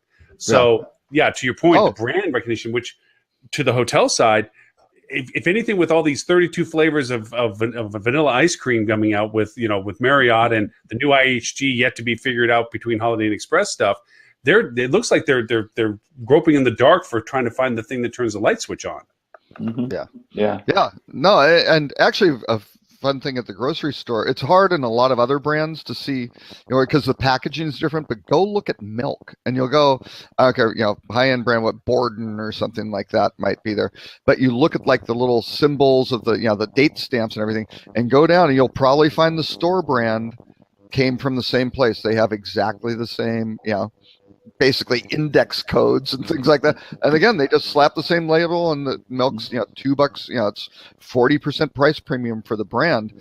And again, going back to Galloway, that is his whole point, is that Amazon is destroying that brand, because in collusion with the consumer, going, wait a second, why am I paying for marketing and this and all that? It's the same stuff.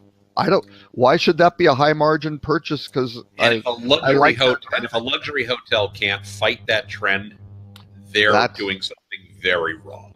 Very wrong. Right. And a lot of them are, because I would question, and I'm not gonna pick on a specific brand here. You can insert whichever one you prefer at the moment. But you look at some properties. Okay, you guys know my bias. I like independence a lot, right? A lot. Me too. I have nothing against chains. I worked for Super 8. Super 8's a great product, right? But if you're a luxury hotel, each experience needs to be distinct. Needs to. If you are another box of rooms, just like any other box of rooms anywhere else, that provides good service. I mean, the folks who carry the flags, who are luxury flags, do a good job from a service perspective. But it's awfully the same everywhere you go. That's, I think, part of the reason why they're losing I would say this, but you don't need a gimmick, right? It's more about you want to surprise and delight people. You want the experience to be remarkable. You want it to be memorable. So it doesn't necessarily have to authentic, be different. It's exceptional and authentic, and true to who you are. If you look at some of the best award-winning places in Europe, and especially if you look at places like Ireland, there are small inns that win awards year after year. And when you talk to these people, it's just about authentic hospitality, and we've lost sight of that's really what matters. It's not about the color scheme or the branding or the gimmick, or even a pineapple in the room. It doesn't really matter. It's still about personal experience in interacting with your guests and making them feel good. No, Now to bring out the bingo cards, to bring in the conversation of what Flip2's success is really hinged upon, since Ed's not here and on vacation. We are literally talking about the conveyance of the message to the people that care the most from the people that experienced it directly, and talk about the quality that they experienced and not the hype, the gimmickiness, the branding. It was about their experience and the sharing of that experience that drives the interest for the next generation or next category of people to come visit that product. That's right. And that's really what we're talking about, is the next generation of communication. Even though we talk about the Google search abilities and everything else, it's really about the ability to get the message out to the people that are interested, listening to the people that they pay attention to. Right. Yeah, and get your bingo card with, I'll go back to the transition of Four Seasons from being. We got 4 seasons. I know. I had to. in the wheelhouse. But when they transitioned from kind of just a real mishmash of hotels, I mean, they had 1,200 room convention hotels and suburban resorts. They had all sorts of stuff. But when they really looked at it, the first thing they totally figured out, and again, this was years ago, 30 years ago, they figured out it wasn't really the physical plan of yes, you needed to have a quality hotel, but it wasn't having the most opulent chandeliers and over the top gold leaf and things like that. It was what tied into an authentic experience in that city where you went there and it was different and unique and it reflected that city's personality. So at the time when they had the Olympic in Seattle, that was a really different experience than the Mandalay in Dallas versus the Inn on the Park in Houston. And all three of those hotels opened in the same year, sort of thing. And I mean, two of them were built, from the ground up. One was an acquisition, but they were really uniquely tied in. And what made them uniquely tied into that city wasn't necessarily, you could have a unique physical plant, right? And that was good. You want certainly good quality, but it was the staff. Right. I mean, it was the three most important people in a hotel are still the general manager, the chef, and the concierge, because they all general manager sets the tone for service, the chef for the quality of the food and the attention to detail, and the concierge for I can make your experience amazing, right? And if you can cover those three pillars, you are solid. And even if you're an economy, if you're a Super 8, and you're the general manager of a Super, you don't have a chef and a concierge, but if you can actually serve that hat as, the general manager, yes, it's clean, it's priced right, the hotel's located where it is.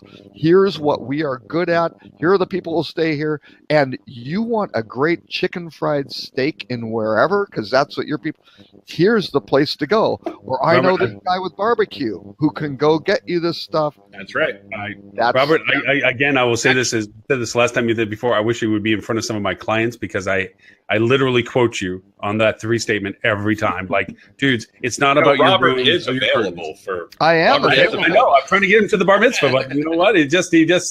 But by the same token, was it Stuart?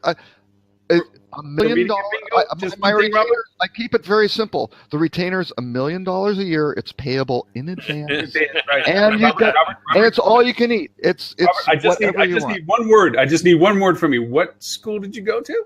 Yeah, exactly. Come on, give it to me. Give it to me. Come on, you guys must know. I've never mentioned on this thing. Sun Valley Resort. Hey, I did hear it a few times at HITEC. I will say that. It's the only thing I'm missing on my bingo card. Give it to me. Come on. But you guys must know the lots of Cornell Mafia marching around. There it is. Bingo. Go Big Red. You're welcome. Yep, go big. Let me tell you, the Cornell Mafia there was out in force as always. As always. Hey, they're no match against what is it? Stuart and the kitty keepers. To prove we are not beholden to anybody. Okay. Let me take a piece out of Cornell. Cornell is doing an incredible disservice to the industry right now, because since Bill Carroll retired, 2 years ago, they have not had digital marketing classes or anything, or social media. He was the vanguard of that. I spoke at one of his classes. Yeah.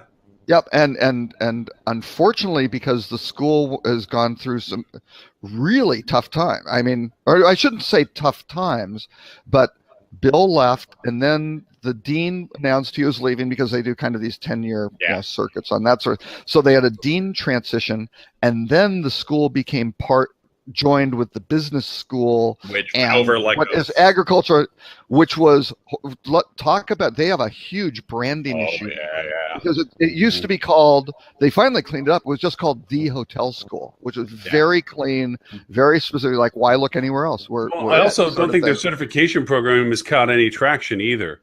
They ran their whole certification program startup, and that's been kind of tossed around like a tumbled dice right now. There's no validation. Nobody's recognizing it for any value proposition other than it's an online class. When in reality they should own that territory. But so now they're in there. They now finally the interim dean that they had in is now the dean. So hopefully they can start making some, because again they couldn't get a dean for a while because the dean of the hotel school reports to the dean of this business college now. And so all of a sudden their budget things are you going to get the top people. I mean, we'll really see the school could just go, straight down, which would be tragic. But we'll see. But they've got to do those institutions of education. Those programs, revenue management, and I was talking to their people between revenue management, digital marketing, social, all of that really practical. Not just as well, and they don't even cover the strategies. I can't even go that the strategies aren't getting covered, the tactics aren't getting covered. It's a gap, and it's not good. They need to raise the bar. What's up, Tim? By the way, I'm envious of your haircut. I gotta get my haircut, dude. You reminded me of this. Oh, you get used to the new. This is it's nice. Yeah, I like. This is the future. I like it. It looks good. I mean, it reminds me. I got shag top going on here. I got to go get it. Right now, we're in the midst of it. Unfortunately, I did a video for Rutgers University, and somebody took a screenshot of it and sent it to me, and I decided, I'm shaving my head. It was not a good look. Bless their heart. I think Lauren I was planning to just grow my eyebrows really long and just comb them straight back. Just do a Trump and do the comb over. What the hell? I do have to tell one quick story, and unfortunately I got to run in a moment, but I got to tell one quick story that's just funny. I was at my dry cleaner the other day, and this is actually like 4 months ago, but nonetheless, I was at my dry cleaner, and as I was walking out of the dry cleaner, who should be walking in but Bill Carroll? What? He retired to my town. Get out of here. Really? Yeah, he lives about couple miles from me. We went and got coffee. Well, he was always from Jersey. Did he move in Jersey? He was always there. He lived in Ithaca during the school year anyway. But but he always had a place in Jersey. That was always his home, though. In respect for Bill's privacy, I probably have already said too much. His family lives not far, various parts of the country, various parts of the tri-state area down here, and so he wanted to be someplace somewhat centrally located to his family. So okay. Hey, just real quick while I have you for the next couple of minutes, Tim, just shotgun things. Any comments about the fact that the GOP data got cracked out to 200 million people and then it went dead quiet afterwards? Well, I'm certainly not going to get into the politics of it. I think it speaks to why cybersecurity was such a big deal at HITEC this year. It's core foundational. I think if you transact business online, if you're connected to the internet in any way, shape, or form, there's really two buckets of people. Those who have been hacked and those who will. So, as you're getting into budget season and you're not budgeting for securing your customers' data, since data is the crown jewels, you're the Kyber crystals. We call them the Kyber crystals now. They're the Kyber crystals. It's the force. Data is the force. Okay. Well, if it's the dilithium crystals, your starship is going to be dead in the water when dead in the space when somebody hacks all your damn data. So. Well, it can happen to anybody. Protect your data, for God's sakes. Protect your jewels? Is that what you're saying? Protect your jewels? Protect your jewels. That's exactly what I'm saying. That's actually a joke. For God's sake, use the cup. Yeah, all right, on that note. Tim, where can people find you should they want to find you? Oh. One last point before we do that. The other thing is you may not lose the data, right? Because they might not even get access to it. But now with all this malware which comes in and ransomware, you just lock out access, right? Mhm. They just have to hit. They just have to hit that layer. They might not be able to get to your data, but now they can make it so But you then can't. neither can you. Neither can you. Yeah. And Yeah. that's a problem. Maersk is one of the biggest shipping concerns Amazing, in the isn't world. Huge. Literally, right now, they are running their entire shipping operation the way that they did 20 years ago. Yeah. Take that red box and put it over there. Put the blue box over there. Yeah. Because that's the only way they can function at the moment. Yeah. You don't want to be in that position. No. You know, I'm not qualified. I'm probably the least qualified person on this show today, and probably the least qualified person on this show any day to talk about what the right answer to this is in terms of the vendors you should be looking at or the like. But you need to get good at this, and you need to find vendors who are good at this, and you need to make sure you have security. We should probably do a show on security. Probably Like should. get some Actually, on yeah. Yeah, because ironically, with my family coming from Europe, my wife's side, we've talked about. They've asked me, being the geekhead of the family, what they should do. And the best suggestion I have about some things, because they're worried about when they cross the border that their phones can be now looked at. They have to be unlocked and open. Yeah. And I've given them instructions about how to erase their phones, blank them out, have everything up in the cloud, go through the transition of getting here, and then when you get over here, dump the data back in and restart the phone. Yeah. That way you hand over a dead phone. Here you go. There's your thing. You've seen the product they're trying to get legal in some states where the police now can basically confiscate your phone and plug it in, and they can see all your activity. Oh, yeah. If there's a driving violation, they can see if you're texting. Which the Supreme Court has ruled is illegal, by the way. That's That's a violation of your Fourth Amendment rights. But they're tying it together. Can we inspect your vehicle? And by being vehicle, the phone's in the vehicle and discovered. Right. But I mean, they're getting a little Look at the Supreme Court ruling on that. The Supreme Court ruling was abundantly clear that there is a different there's a different level of privacy that you should expect around, data of yours that is not physically present.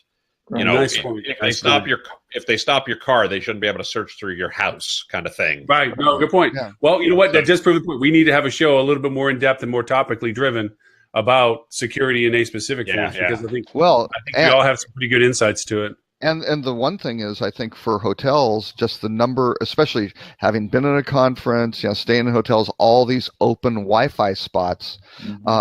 Boy, the number of people spoofing like AT&T Wi-Fi. Oh yeah. Because you got to, I log on and here are these hot spots, and I can just go. Really, really dangerous for. I'll use the same password across all these sites. Sure. Yikes! There's all these Internet of Things stuff that we're going to see hotels start to get into. And most of those are secured about as well as, things that aren't secured very well. I don't have a good analogy right now. The word secure shouldn't be in the same sentence. Let's put that very eloquently put, Tim. Yeah, that's why I write for a living. Hey, I could have used your brain power a few times. I was having writer's block a few times over. I'll have to ask you about a piece of software that helped me break it. But anyway, before you have to run, and I know I don't want to go on a tangent on something else. Lauren used Fiverr. No, I'm just kidding. I always subscribe to Seth Godin's mantra about this. And Lauren, this will be in your sweet spot, and Robert will be in your sweet spot, and it's certainly in mine. Poor Stuart can't get in a word sometimes, which is, he says people get writer's block. Nobody's ever had speaker's block. No shit. I actually use a lot of speech to text when I'm stuck, and that's how one of the ways I broke it. Yep. Yeah. Okay. Anyway, all right, Tim, where can they find you, sir? So I'm at timpeter.com or on Twitter using the Twitter handle @TCPeter. And I post on your posts all the time. I am constantly one of your ardent supporters of you. Actually. I appreciate that. That's really nice of you. You post some good stuff. Good stuff and podcasts always. And please, I know we talk about Stuart's podcast all the time because it's that good, but also yours is by no means any schlep either, because it's I like the succinctness of it. I like the succinctness of it.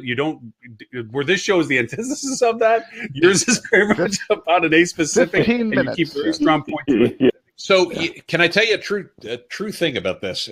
Robert and I had this discussion a long time ago. Robert's heard this before. So my blog is called Tim Peter Thinks. The podcast is called Tim Peter Thinks Out Loud. And in all seriousness, I started blogging years ago when I worked for a company. And literally, the reason it was called Tim Peter Thinks was it was on timpeter.com, which because I had the domain at the time. And it literally was just a place where I was thinking out loud about stuff. Like, I didn't know answers to a lot of this stuff. I was simply going, what do I think about this? Let me put it. I found when I put it down on paper, it helped me be really, focused my thinking. It came out. Yep. Right. It forced me to be more structured around it. And sometimes the answer was, yeah, I don't know where this is going. Like the thing we talked about with Google and the EU before. I don't know where it's going. I know it ain't good for Google. Right. And when I do the Thinks Out Loud, it's the same thing. Usually the topics are things that I'm going to be addressing in talks at some point. And so I have to come up with an outline, and then I'm literally thinking out loud, but I try to keep it focused on that one thing, because I don't know if you've noticed, I can digress from time to time. No. But not on, maybe not for now. The good high signal to ratio, 15 minutes. Yeah, not for now, but I am going to ask you a question down the road. Would you ever take, with the new revenue generation of podcasts, which is getting news now, that podcast is a great place to start advertising. Would that be something you would accept, or would you think that it would change how you would do your podcast? Actually, I can answer this. I'm in favor of podcasts if you have something to say. I think they're an interesting way to connect with your business, connect with your customer. I think they have great value in terms of reaching people via mobile in a distinct part of the mobile strategy for my business is, in fact, podcasts. Right. I already monetize my podcast because it is a source of leads for me. Right. It's not a huge source of leads. I want to be really, really clear. But also as a consultant, I don't need to close very many folks for it to pay for the time that I put into the podcast each year. So, I am already monetizing it. I don't do advertising on my website. I don't do advertising on my podcast. I wouldn't, because it's sort of sideways to my business. My business is about promoting my business a lot of times. When I do those kinds of things, that is a content marketing initiative. Right. If I were to drive interest to you, yes, absolutely. If I were a hotel and I was going to do, let me talk about my local area podcast. Let's talk about why you should come to South Carolina, why you should come to New Jersey, whatever it happens to be. Maybe you could do advertising, so long as it's the right kind of advertisers. That's a tough one though for an out of town. Yeah, exactly. If you're a hotel, if you're pushing your local F&B or what's going on in the market, so you can be, here's a quick little what's happening. Talk to local people, or entertainment band, whatever artists. You could maybe do something if your city or town doesn't have that could be something. But I think especially you want people to subscribe, right? The key things are, how do you get into the into the stores where people kind of see it and you bubble up and you get discovered, and you need some continuity on that, which is tough. The pure advertising also, again, I use Stitcher. I found that's the best kind of podcatcher that I use. But they have their little 30-second advance thing, and you can just go pow pow pow pow. Oh, they only had a minute and a half of ads instead of 2 minutes. Here I'm back, and I think those things get skipped over because, again, and you can see the groups that are doing it. It's all MeUndies and Blue Apron and all these sorts of guys. Casper mattresses and all these guys are going all over podcast. They're almost everywhere, blanketing it. But I don't know. Just curious. We've had a lot of offers. We have a lot of vendors reach out to us to try to advertise on our podcast. And I'm not going to say we're never going to do it, but I don't want to be categorical, but it's very unlikely. Right. But to your point, Tim, it's a lead generator for us. Yeah. And even though the leads it doesn't generate directly, there's very few people that we have a conversation with now that aren't aware of it. That's right. It's not just from the leads, it legitimizes this as well. Yeah. And when we were at HITEC this year, we had a professor come over from Georgia. Oh no, Stuart! You raving about his students. Well, no. If you mention a competing college, we have. He censored you, Stuart. He censored you. No. You froze. You froze right when you said a professor from a college. Yeah. What happened? Oh, he's freezing again. See, I'm preemptively killing him now. Robert, stop hitting the button. Stuart, you keep freezing up, so we freezing. keep missing what Go you're back to saying. the professor thing. We've lost your audio. That was me too. You're an evil man, Mr. Robert. I wanted to hear what Stuart had to say. Oh, we can hear Stuart. Yeah, there you go. we go. Awesome. Gotcha. Anyway, so he was saying how he's got his students listen to it, how he like it reinforces the stuff he's teaching. So for us, we're now feeling like maybe this is a market we need to Right. hoteliers, right? Which is our future market. So I think podcasts have a lot of value. I mean, I think you have to be smart if you're a hotel, how it makes sense. But if you're influencing culture in your location, then I think, maybe you're not going to get a lot of subscribers, but when people spend to the culture there or events going on, then podcasts are starting to show up, especially if you transcribe the episodes, they're starting to show up in search. So I think you can catch people on hyper-focused content as well through a podcast. And it's so much easier to create a podcast than it is to do a lot of other content creation, because you stick a microphone down or have Skype or some software and just start recording. It's the barrier to entry is zero. Right. Yeah, there's a hotel in Toronto, which is a big city, and it's a really small.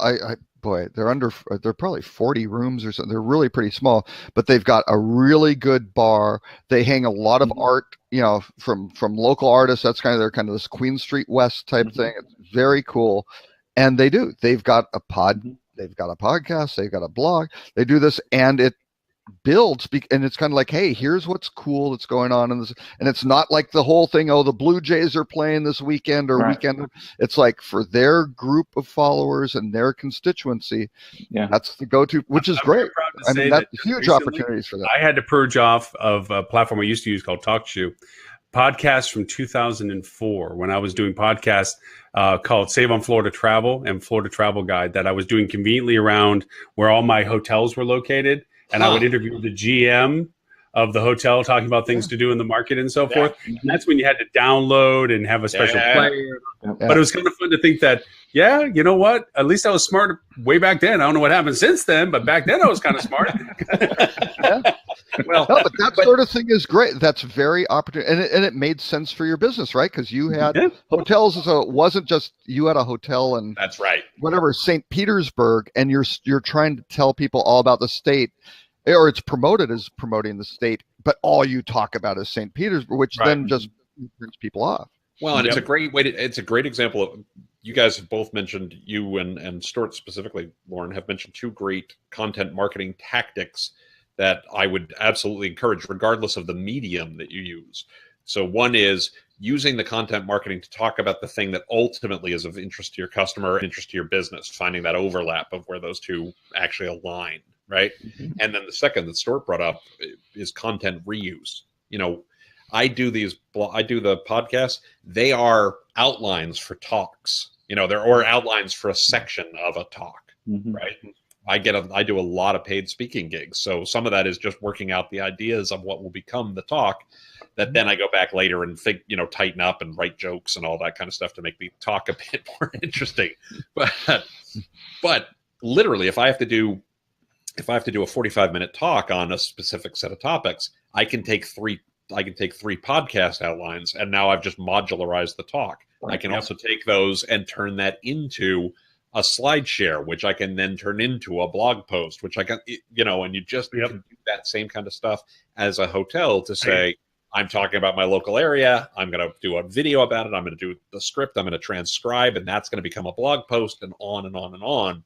That cuts down the cost of creating content, because you're not creating each piece as a standalone thing.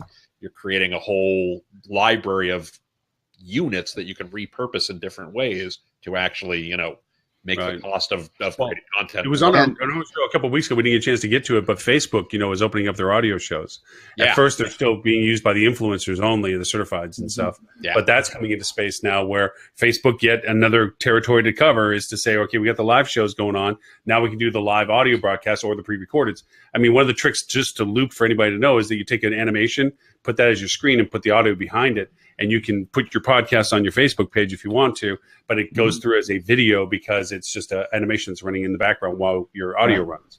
This is probably something we don't have time to talk about today while I'm here, but we should have a discussion about content syndication someday and where your content should live. I have no problem with putting some stuff on Facebook to bring them back to my site.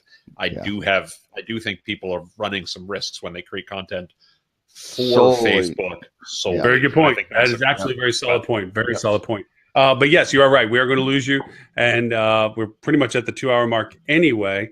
But Stuart, do you have a couple more minutes? Or you got to duck also? Yeah, Robert, no, I can hang around for a second. All right. All right. Yeah, you all have a great holiday weekend. I don't know who's in and out of the office next week at various points, but I hope you have a great weekend. I will see you next Friday, and enjoy. Have a happy, safe, and healthy 4th. Tim, the same for you. And I want to catch up with you later. I got a couple of platforms I want to share with you. I'm going to talk to the guys about Letterwords as well. Well, when we say later, it's going to be later next week because I am out of the office for the next 4 days. No, you're good. I'm just going to send you some links for you to look at. And is next week the 100th? Is next week the 100th? So next week is the 100th, July 7th, the 100th. Oh, fantastic. Woo. I'll be there. So you will be here, Tim? I will be here. Okay. All right. Excellent, Tim. Thank you so very much. Very good. All right, gents. Have a great weekend. Bye now. Okay. One last thing about the security thing. Just I wanted to go in there before we lost it. The topic with it was one of my concerns about the places like these direct channel aggregates that are putting themselves on direct channel is that they are, for tracking purposes, has a free reign of the data they can pull also. And if you're not knowledgeable about how to limit their data pulls from your booking funnel, you're literally feeding them all the data that you're getting yourself. And you can't vouch for their security that if they get breached, all that data isn't covered. Yeah. So there's that security aspect to it too. Is like you have to mitigate their actual data that they're getting to only the validation of their monetization model, contract requirements, or whatever. And that often isn't done. They're being allowed to do whatever they want to because usually the person on the other side of the conversation isn't completely fluent in that dialogue. We do an analysis when we're looking at clients. One of the things we'll do is look at what different tracking pixels and things they have throughout their conversions funnel. It's insane. I mean, people will put 20, 30, 40 different vendors tracking code on their booking engine. Ghostery. Go look at Ghostery. Yeah, if you want to see anything, I use that as an example in my presentations where I talk to Brandon, but it's like, how many people think tracking? Oh, we only have like 3 such and suches, and I get all that information. Crazy. 49 tracking points on it. And it's where are all these guys going? I've seen some that have gone over 100 where you got these kind of spammy news, it's regurgitation, kind of repurposing sites. It's one thing that I think will help that though, and again, which wasn't, they had a couple sessions on it, was blockchain stuff at HITEC, but they didn't, I didn't really notice anybody, with their product, in a booth. It wasn't on the show floor. It's still like theoretical conversation, I think. Yeah, but I think that's going to be the thing where it's really the rights of who gets access to what and have it locked down on the blockchain where it's not going to be as easy to go spam or spoof or something like that. And I think that's going to wind up being for individuals where it's like, this is what I'm eligible for. And I've got it locked in, I got it controlled, and you can't come in and go repurpose it because there's something else, holding the keys. No, I 100% agree. I think any transaction of anything, whether that's money, data, whatever, at some point, blockchain is going to be underlying that. It's just the way it's going. And I think right now people don't fully understand it and its implications, and we hear it thrown around mainly with Bitcoin. And people kind of dismissive of it at this scares point. The hell out of them. Yep. Yeah, but if you look at all the banks and where a lot of their R&D money is going right now, and security in general, it's blockchain. I think until I don't see anything else out there that is going to compete with it. I think it's going to become. And I think it's going to be huge in the loyalty area and things like that. With that saying, here's my guy from Europe who finally has a signal. I got to go. Robert K. Cole. Rock. I want to ask you about what we'll get next week. You tell me about Rock next week then, all right? Before you go, oh, damn it. Okay, for those who want to know Robert, they can go find him at rockcheetah.com or Robert K. Cole on Twitter. There you go. Hey, so Stuart, I got you alone. I want to ask you about HITEC. My impression is, because I've had the joy of being able to go to HITEC for literally 14 plus years now. There were times where HITEC was this, to me, golden age. There was so much new innovation stuff. There was so many crazy things. You were just overwhelmed with the just newness of things. And then it turned into sometimes theme based, like, hey, this is the year of mobile, right? Mobile or whatever, and you always had the periphery, the 19 and the 2100s or whatever, the far row that was the cheapest row to buy, that were, there you had the people that were all in chip wise, that they spent their last dime to get a booth at HITEC in the hopes they would find either a patron saint or somebody or reach relevance, and then you never saw them the next week. Now it sounded like, from what you guys were saying, that there's still a few legitimate players, but it's now more equipment based again. It's more like, here we have, this is our shuttle bus over here. This is our door locks over here. I would say in terms of volume of vendor, it was probably pretty similar. I would say there were 2,100. It got up to the 2,100 row again, right? So I think in terms of scale, it was probably the same. And I'll say this: we already, before the show, we were looking at booth location for next year, and next year's show is already 90% booked, like before the show. So I would imagine if you haven't got a booth next year, you're going to be either right at the back corner or you're not going to have a booth. So I think the demand is there for the vendors. I didn't see a lot of startups this year that I hadn't heard of, which is a little different. I didn't see an overwhelming theme, which was a little different. So it was just kind of all over the place. And the other thing that surprised me was I didn't see the innovation I thought I was going to see. Like, the conversations I was having with the vendors could easily have happened 12 months ago. There was a couple of people talking about, we're dabbling in AI and we're dabbling in voice recognition and, stuff like that. But you think they're just keeping the cards close to the chest because it is one of those, whoever wins it first wins? Yeah, I don't know. No, I really didn't get that feeling because this industry it's a little loose-lipped. They like to talk about the things that are happening before they've happened. They like to their chest and brag and say, oh, we're doing this, and then you push them, well, how many installs do you have? Well, it's in beta, and so you get that a lot, and it was surprising. The PMS companies as well was a little surprising. I talked to a handful of those, and everyone's kind of still moving towards cloud-based in some form or fashion. They've all got different opinions, and the ones that weren't had, their arguments they've created for why they're not. But I didn't see a lot of differentiation on the PMS side again. There was no one really standing out particularly, but it was a good show. Because that's such a free-for-all market right now. There's 1,000 flavors of PMSs out there. It is, but they're all vanilla flavored in subtle differences. They've all tried to do, the vertical. They try to provide a complete solution for everything, and they're all trying to go cloud-based, and but no one was really like cracking and almost solving a new problem that I saw.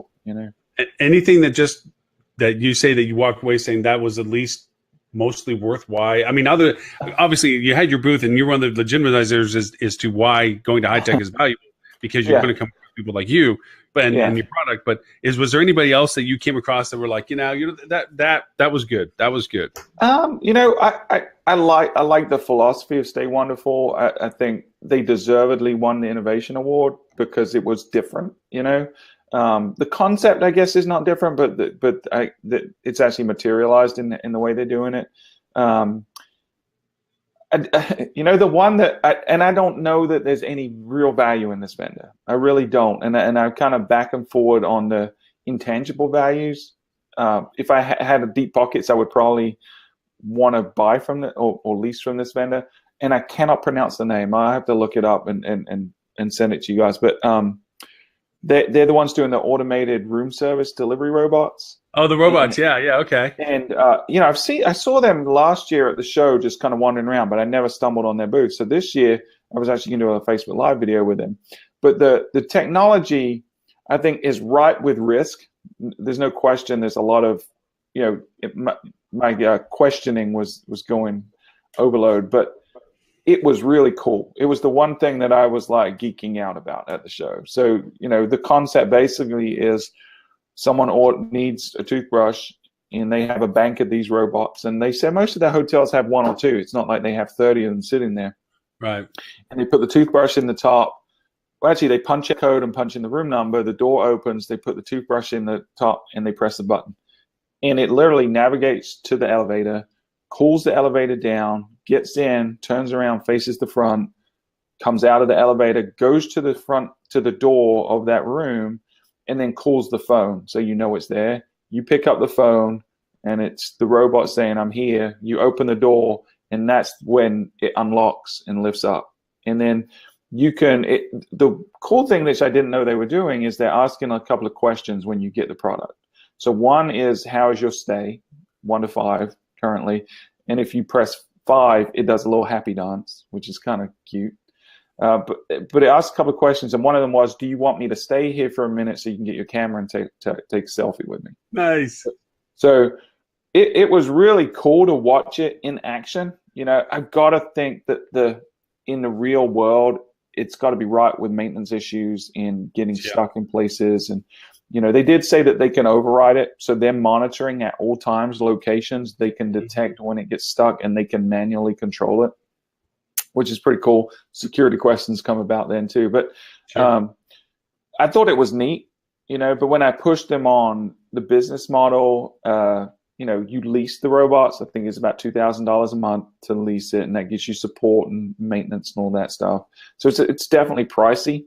So I don't know that you could argue an ROI. They had data there that would argue that it increases ordering from room service, things like that. So they had some math that obviously made it look like a good value proposition. But I think the reason I think I might, if I was a high-end property, gamble on it would be, one, I don't think there was a long-term contract that I could tell. But two, I think you could get some value from the PR side of stuff. Sure. Not just media PR, but also social PR. So people taking the selfies and sharing. It's a novelty and a gimmick that I think adds tangible value. So that was the one that I thought, it's kind of neat. You know, I think a lot of people I talked to were a bit more dismissive about it. They saw it as just a gimmick and not really any tangible value. And it doesn't sound like they've taken off. They've been around 2 or 3 years. They don't have a ton of installs, but it was good. I think it's probably you wishing deep down you had an R2D2 unit is probably what it posted. Well, you know what was cool? And I told them this. When you answer the phone, it like beep, boop, boop, boop, boops when you first answer the phone, and it sounds kind of like R2D2. And that was probably the coolest part of it. And if you skinned it like R2D2 and had, you know, Disney's coming up with these, you know, the Star Wars themed hotel in the new Star Wars land. So if they had these skinned as R2D2, if I was this company, I would be all over Disney. All over chasing them down. Absolutely. Yeah. Absolutely. And their boats too. Why not? Why not have room service from the boats do the same thing? I mean, exactly. But that was pretty cool. I will say this. The other thing I noticed, the vendors, especially the newer vendors, because one of the qualifying questions I ask is, or a couple, how long you been in business? And then what's your installation like? Like how many hotels do you have? A lot of the new guys now have stopped answering the number of properties they have and started answering how many units they're in, you know, which is, you know, it's kind of a little misleading. So I saw a lot of signage, which is, you know, we're in 10,000 rooms. It's like, well, that could be one independent chain, you know? Yeah, that's you sold one person. Yeah, you sold one person. Yeah, right. So they see that a lot. Any good Chotskis? Anybody giving away some good stuff that was like uniquely different? Say the one that I saw the most of was fidget spinners. That was the one that a lot of people were into. I was afraid of that. You know, we didn't even talk on the show about the iPhone turning 10, but I guess we're that was the article I was most excited about. Maybe we can talk about it next week. But we'll catch up with it. We'll catch up with it But wow, very cool. Well, we didn't hit some of the topics, but no worries on it. We went well past 2 hours, which is not a surprise. And you were here from the very beginning. It wasn't as if you popped in. You went and ran the whole track and let us run around. Right. You know, I've got a whole day of talking today. I got to run and do the podcast in a second, and then I got to record a webinar for later today too. So, did you see my little coffee video that I did? Little coffee cup video. Take a peek. I'll send you a direct. I got a new software piece called Videos, VIDDOZE. Yeah. And it's got some pretty neat action, what they call action videos that you can start as a base with. And then, of course, you do your own stuff with it. I put it into another platform called Filmora and then blah, blah, blah. But anyway, it's neat because it does some really neat high tech where I don't have time to do After Effects with Adobe or anything because it takes time to do that stuff, wrap and distort and all this stuff. And this you put what you want logo wise or image wise or text wise, and it'll wrap it and put it into the 3D action video for you, which is pretty cool. Mm-hmm. So just seeing what you thought about it. I thought it was kind of cute. I thought, hey, it was kind of professional. Where you review software, man, because you're always trying new stuff. And I got a couple more past that. That's what I was going to hit Tim up with. Is I got another one that the Juicer. Have you played with Juicer at all? I have not. It's a Twitter growth hack platform, and it's been pretty good. I gotta tell you, it's been pretty cool. But anyway, that's another story. Anyway, so for people to find what you do and stuff, how do they can find you? Sure, you can find me on Twitter at Stuart Butler or our company at Fuel Travel, and then you can listen to us every other week on the Fuel Hotel Marketing Podcast, which you can find anywhere you listen to podcasts. And then we just revamped and relaunched an update to our mobile app solution, which is called Guest Express, and you can check that out at Guest Express. Hope you froze. That was something I was surprised at HITEC, actually. There weren't as many. Like last year, I felt like there was a ton of competitors in that space.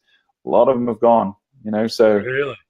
There was still a good number of people pushing some form of mobile app, but a lot of them were kind of one-dimensional. Either they opened doors or they did check-in or, they were just informational. So there's very few like Guest Express where it kind of encompasses every piece of utility that you would need in a mobile app. I'll have to send you a couple of links of some platforms that reached out to one of my clients about mobile check-in and have you tear at them a little bit so I have some understanding of them so I can shoot back on some ideas and stuff. So, all right. Well, and for those who want to know the show long-term archives and so forth, since it is show number 99, you can catch all of our old episodes going back almost 2 years at hospitalitydigitalmarketing.com /live. And then you also find the podcast link there as well, which is just /podcast. That's gone back almost 5 years now.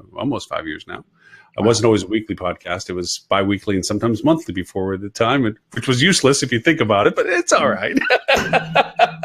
But anyway, thank you, Stuart, so much again for the show. Are you going to be able to make the 100th next week? Are you going to be able to hit the 100th? Yeah, I hope so. I'm around, so unless one of those crazy clients wants to meet, then which always come and pop out of the blue. I do probably Jonathan, who was supposed to be our guest host today, as I said earlier, to be a show towards meniscus, I guess, from a quick email that he sent us.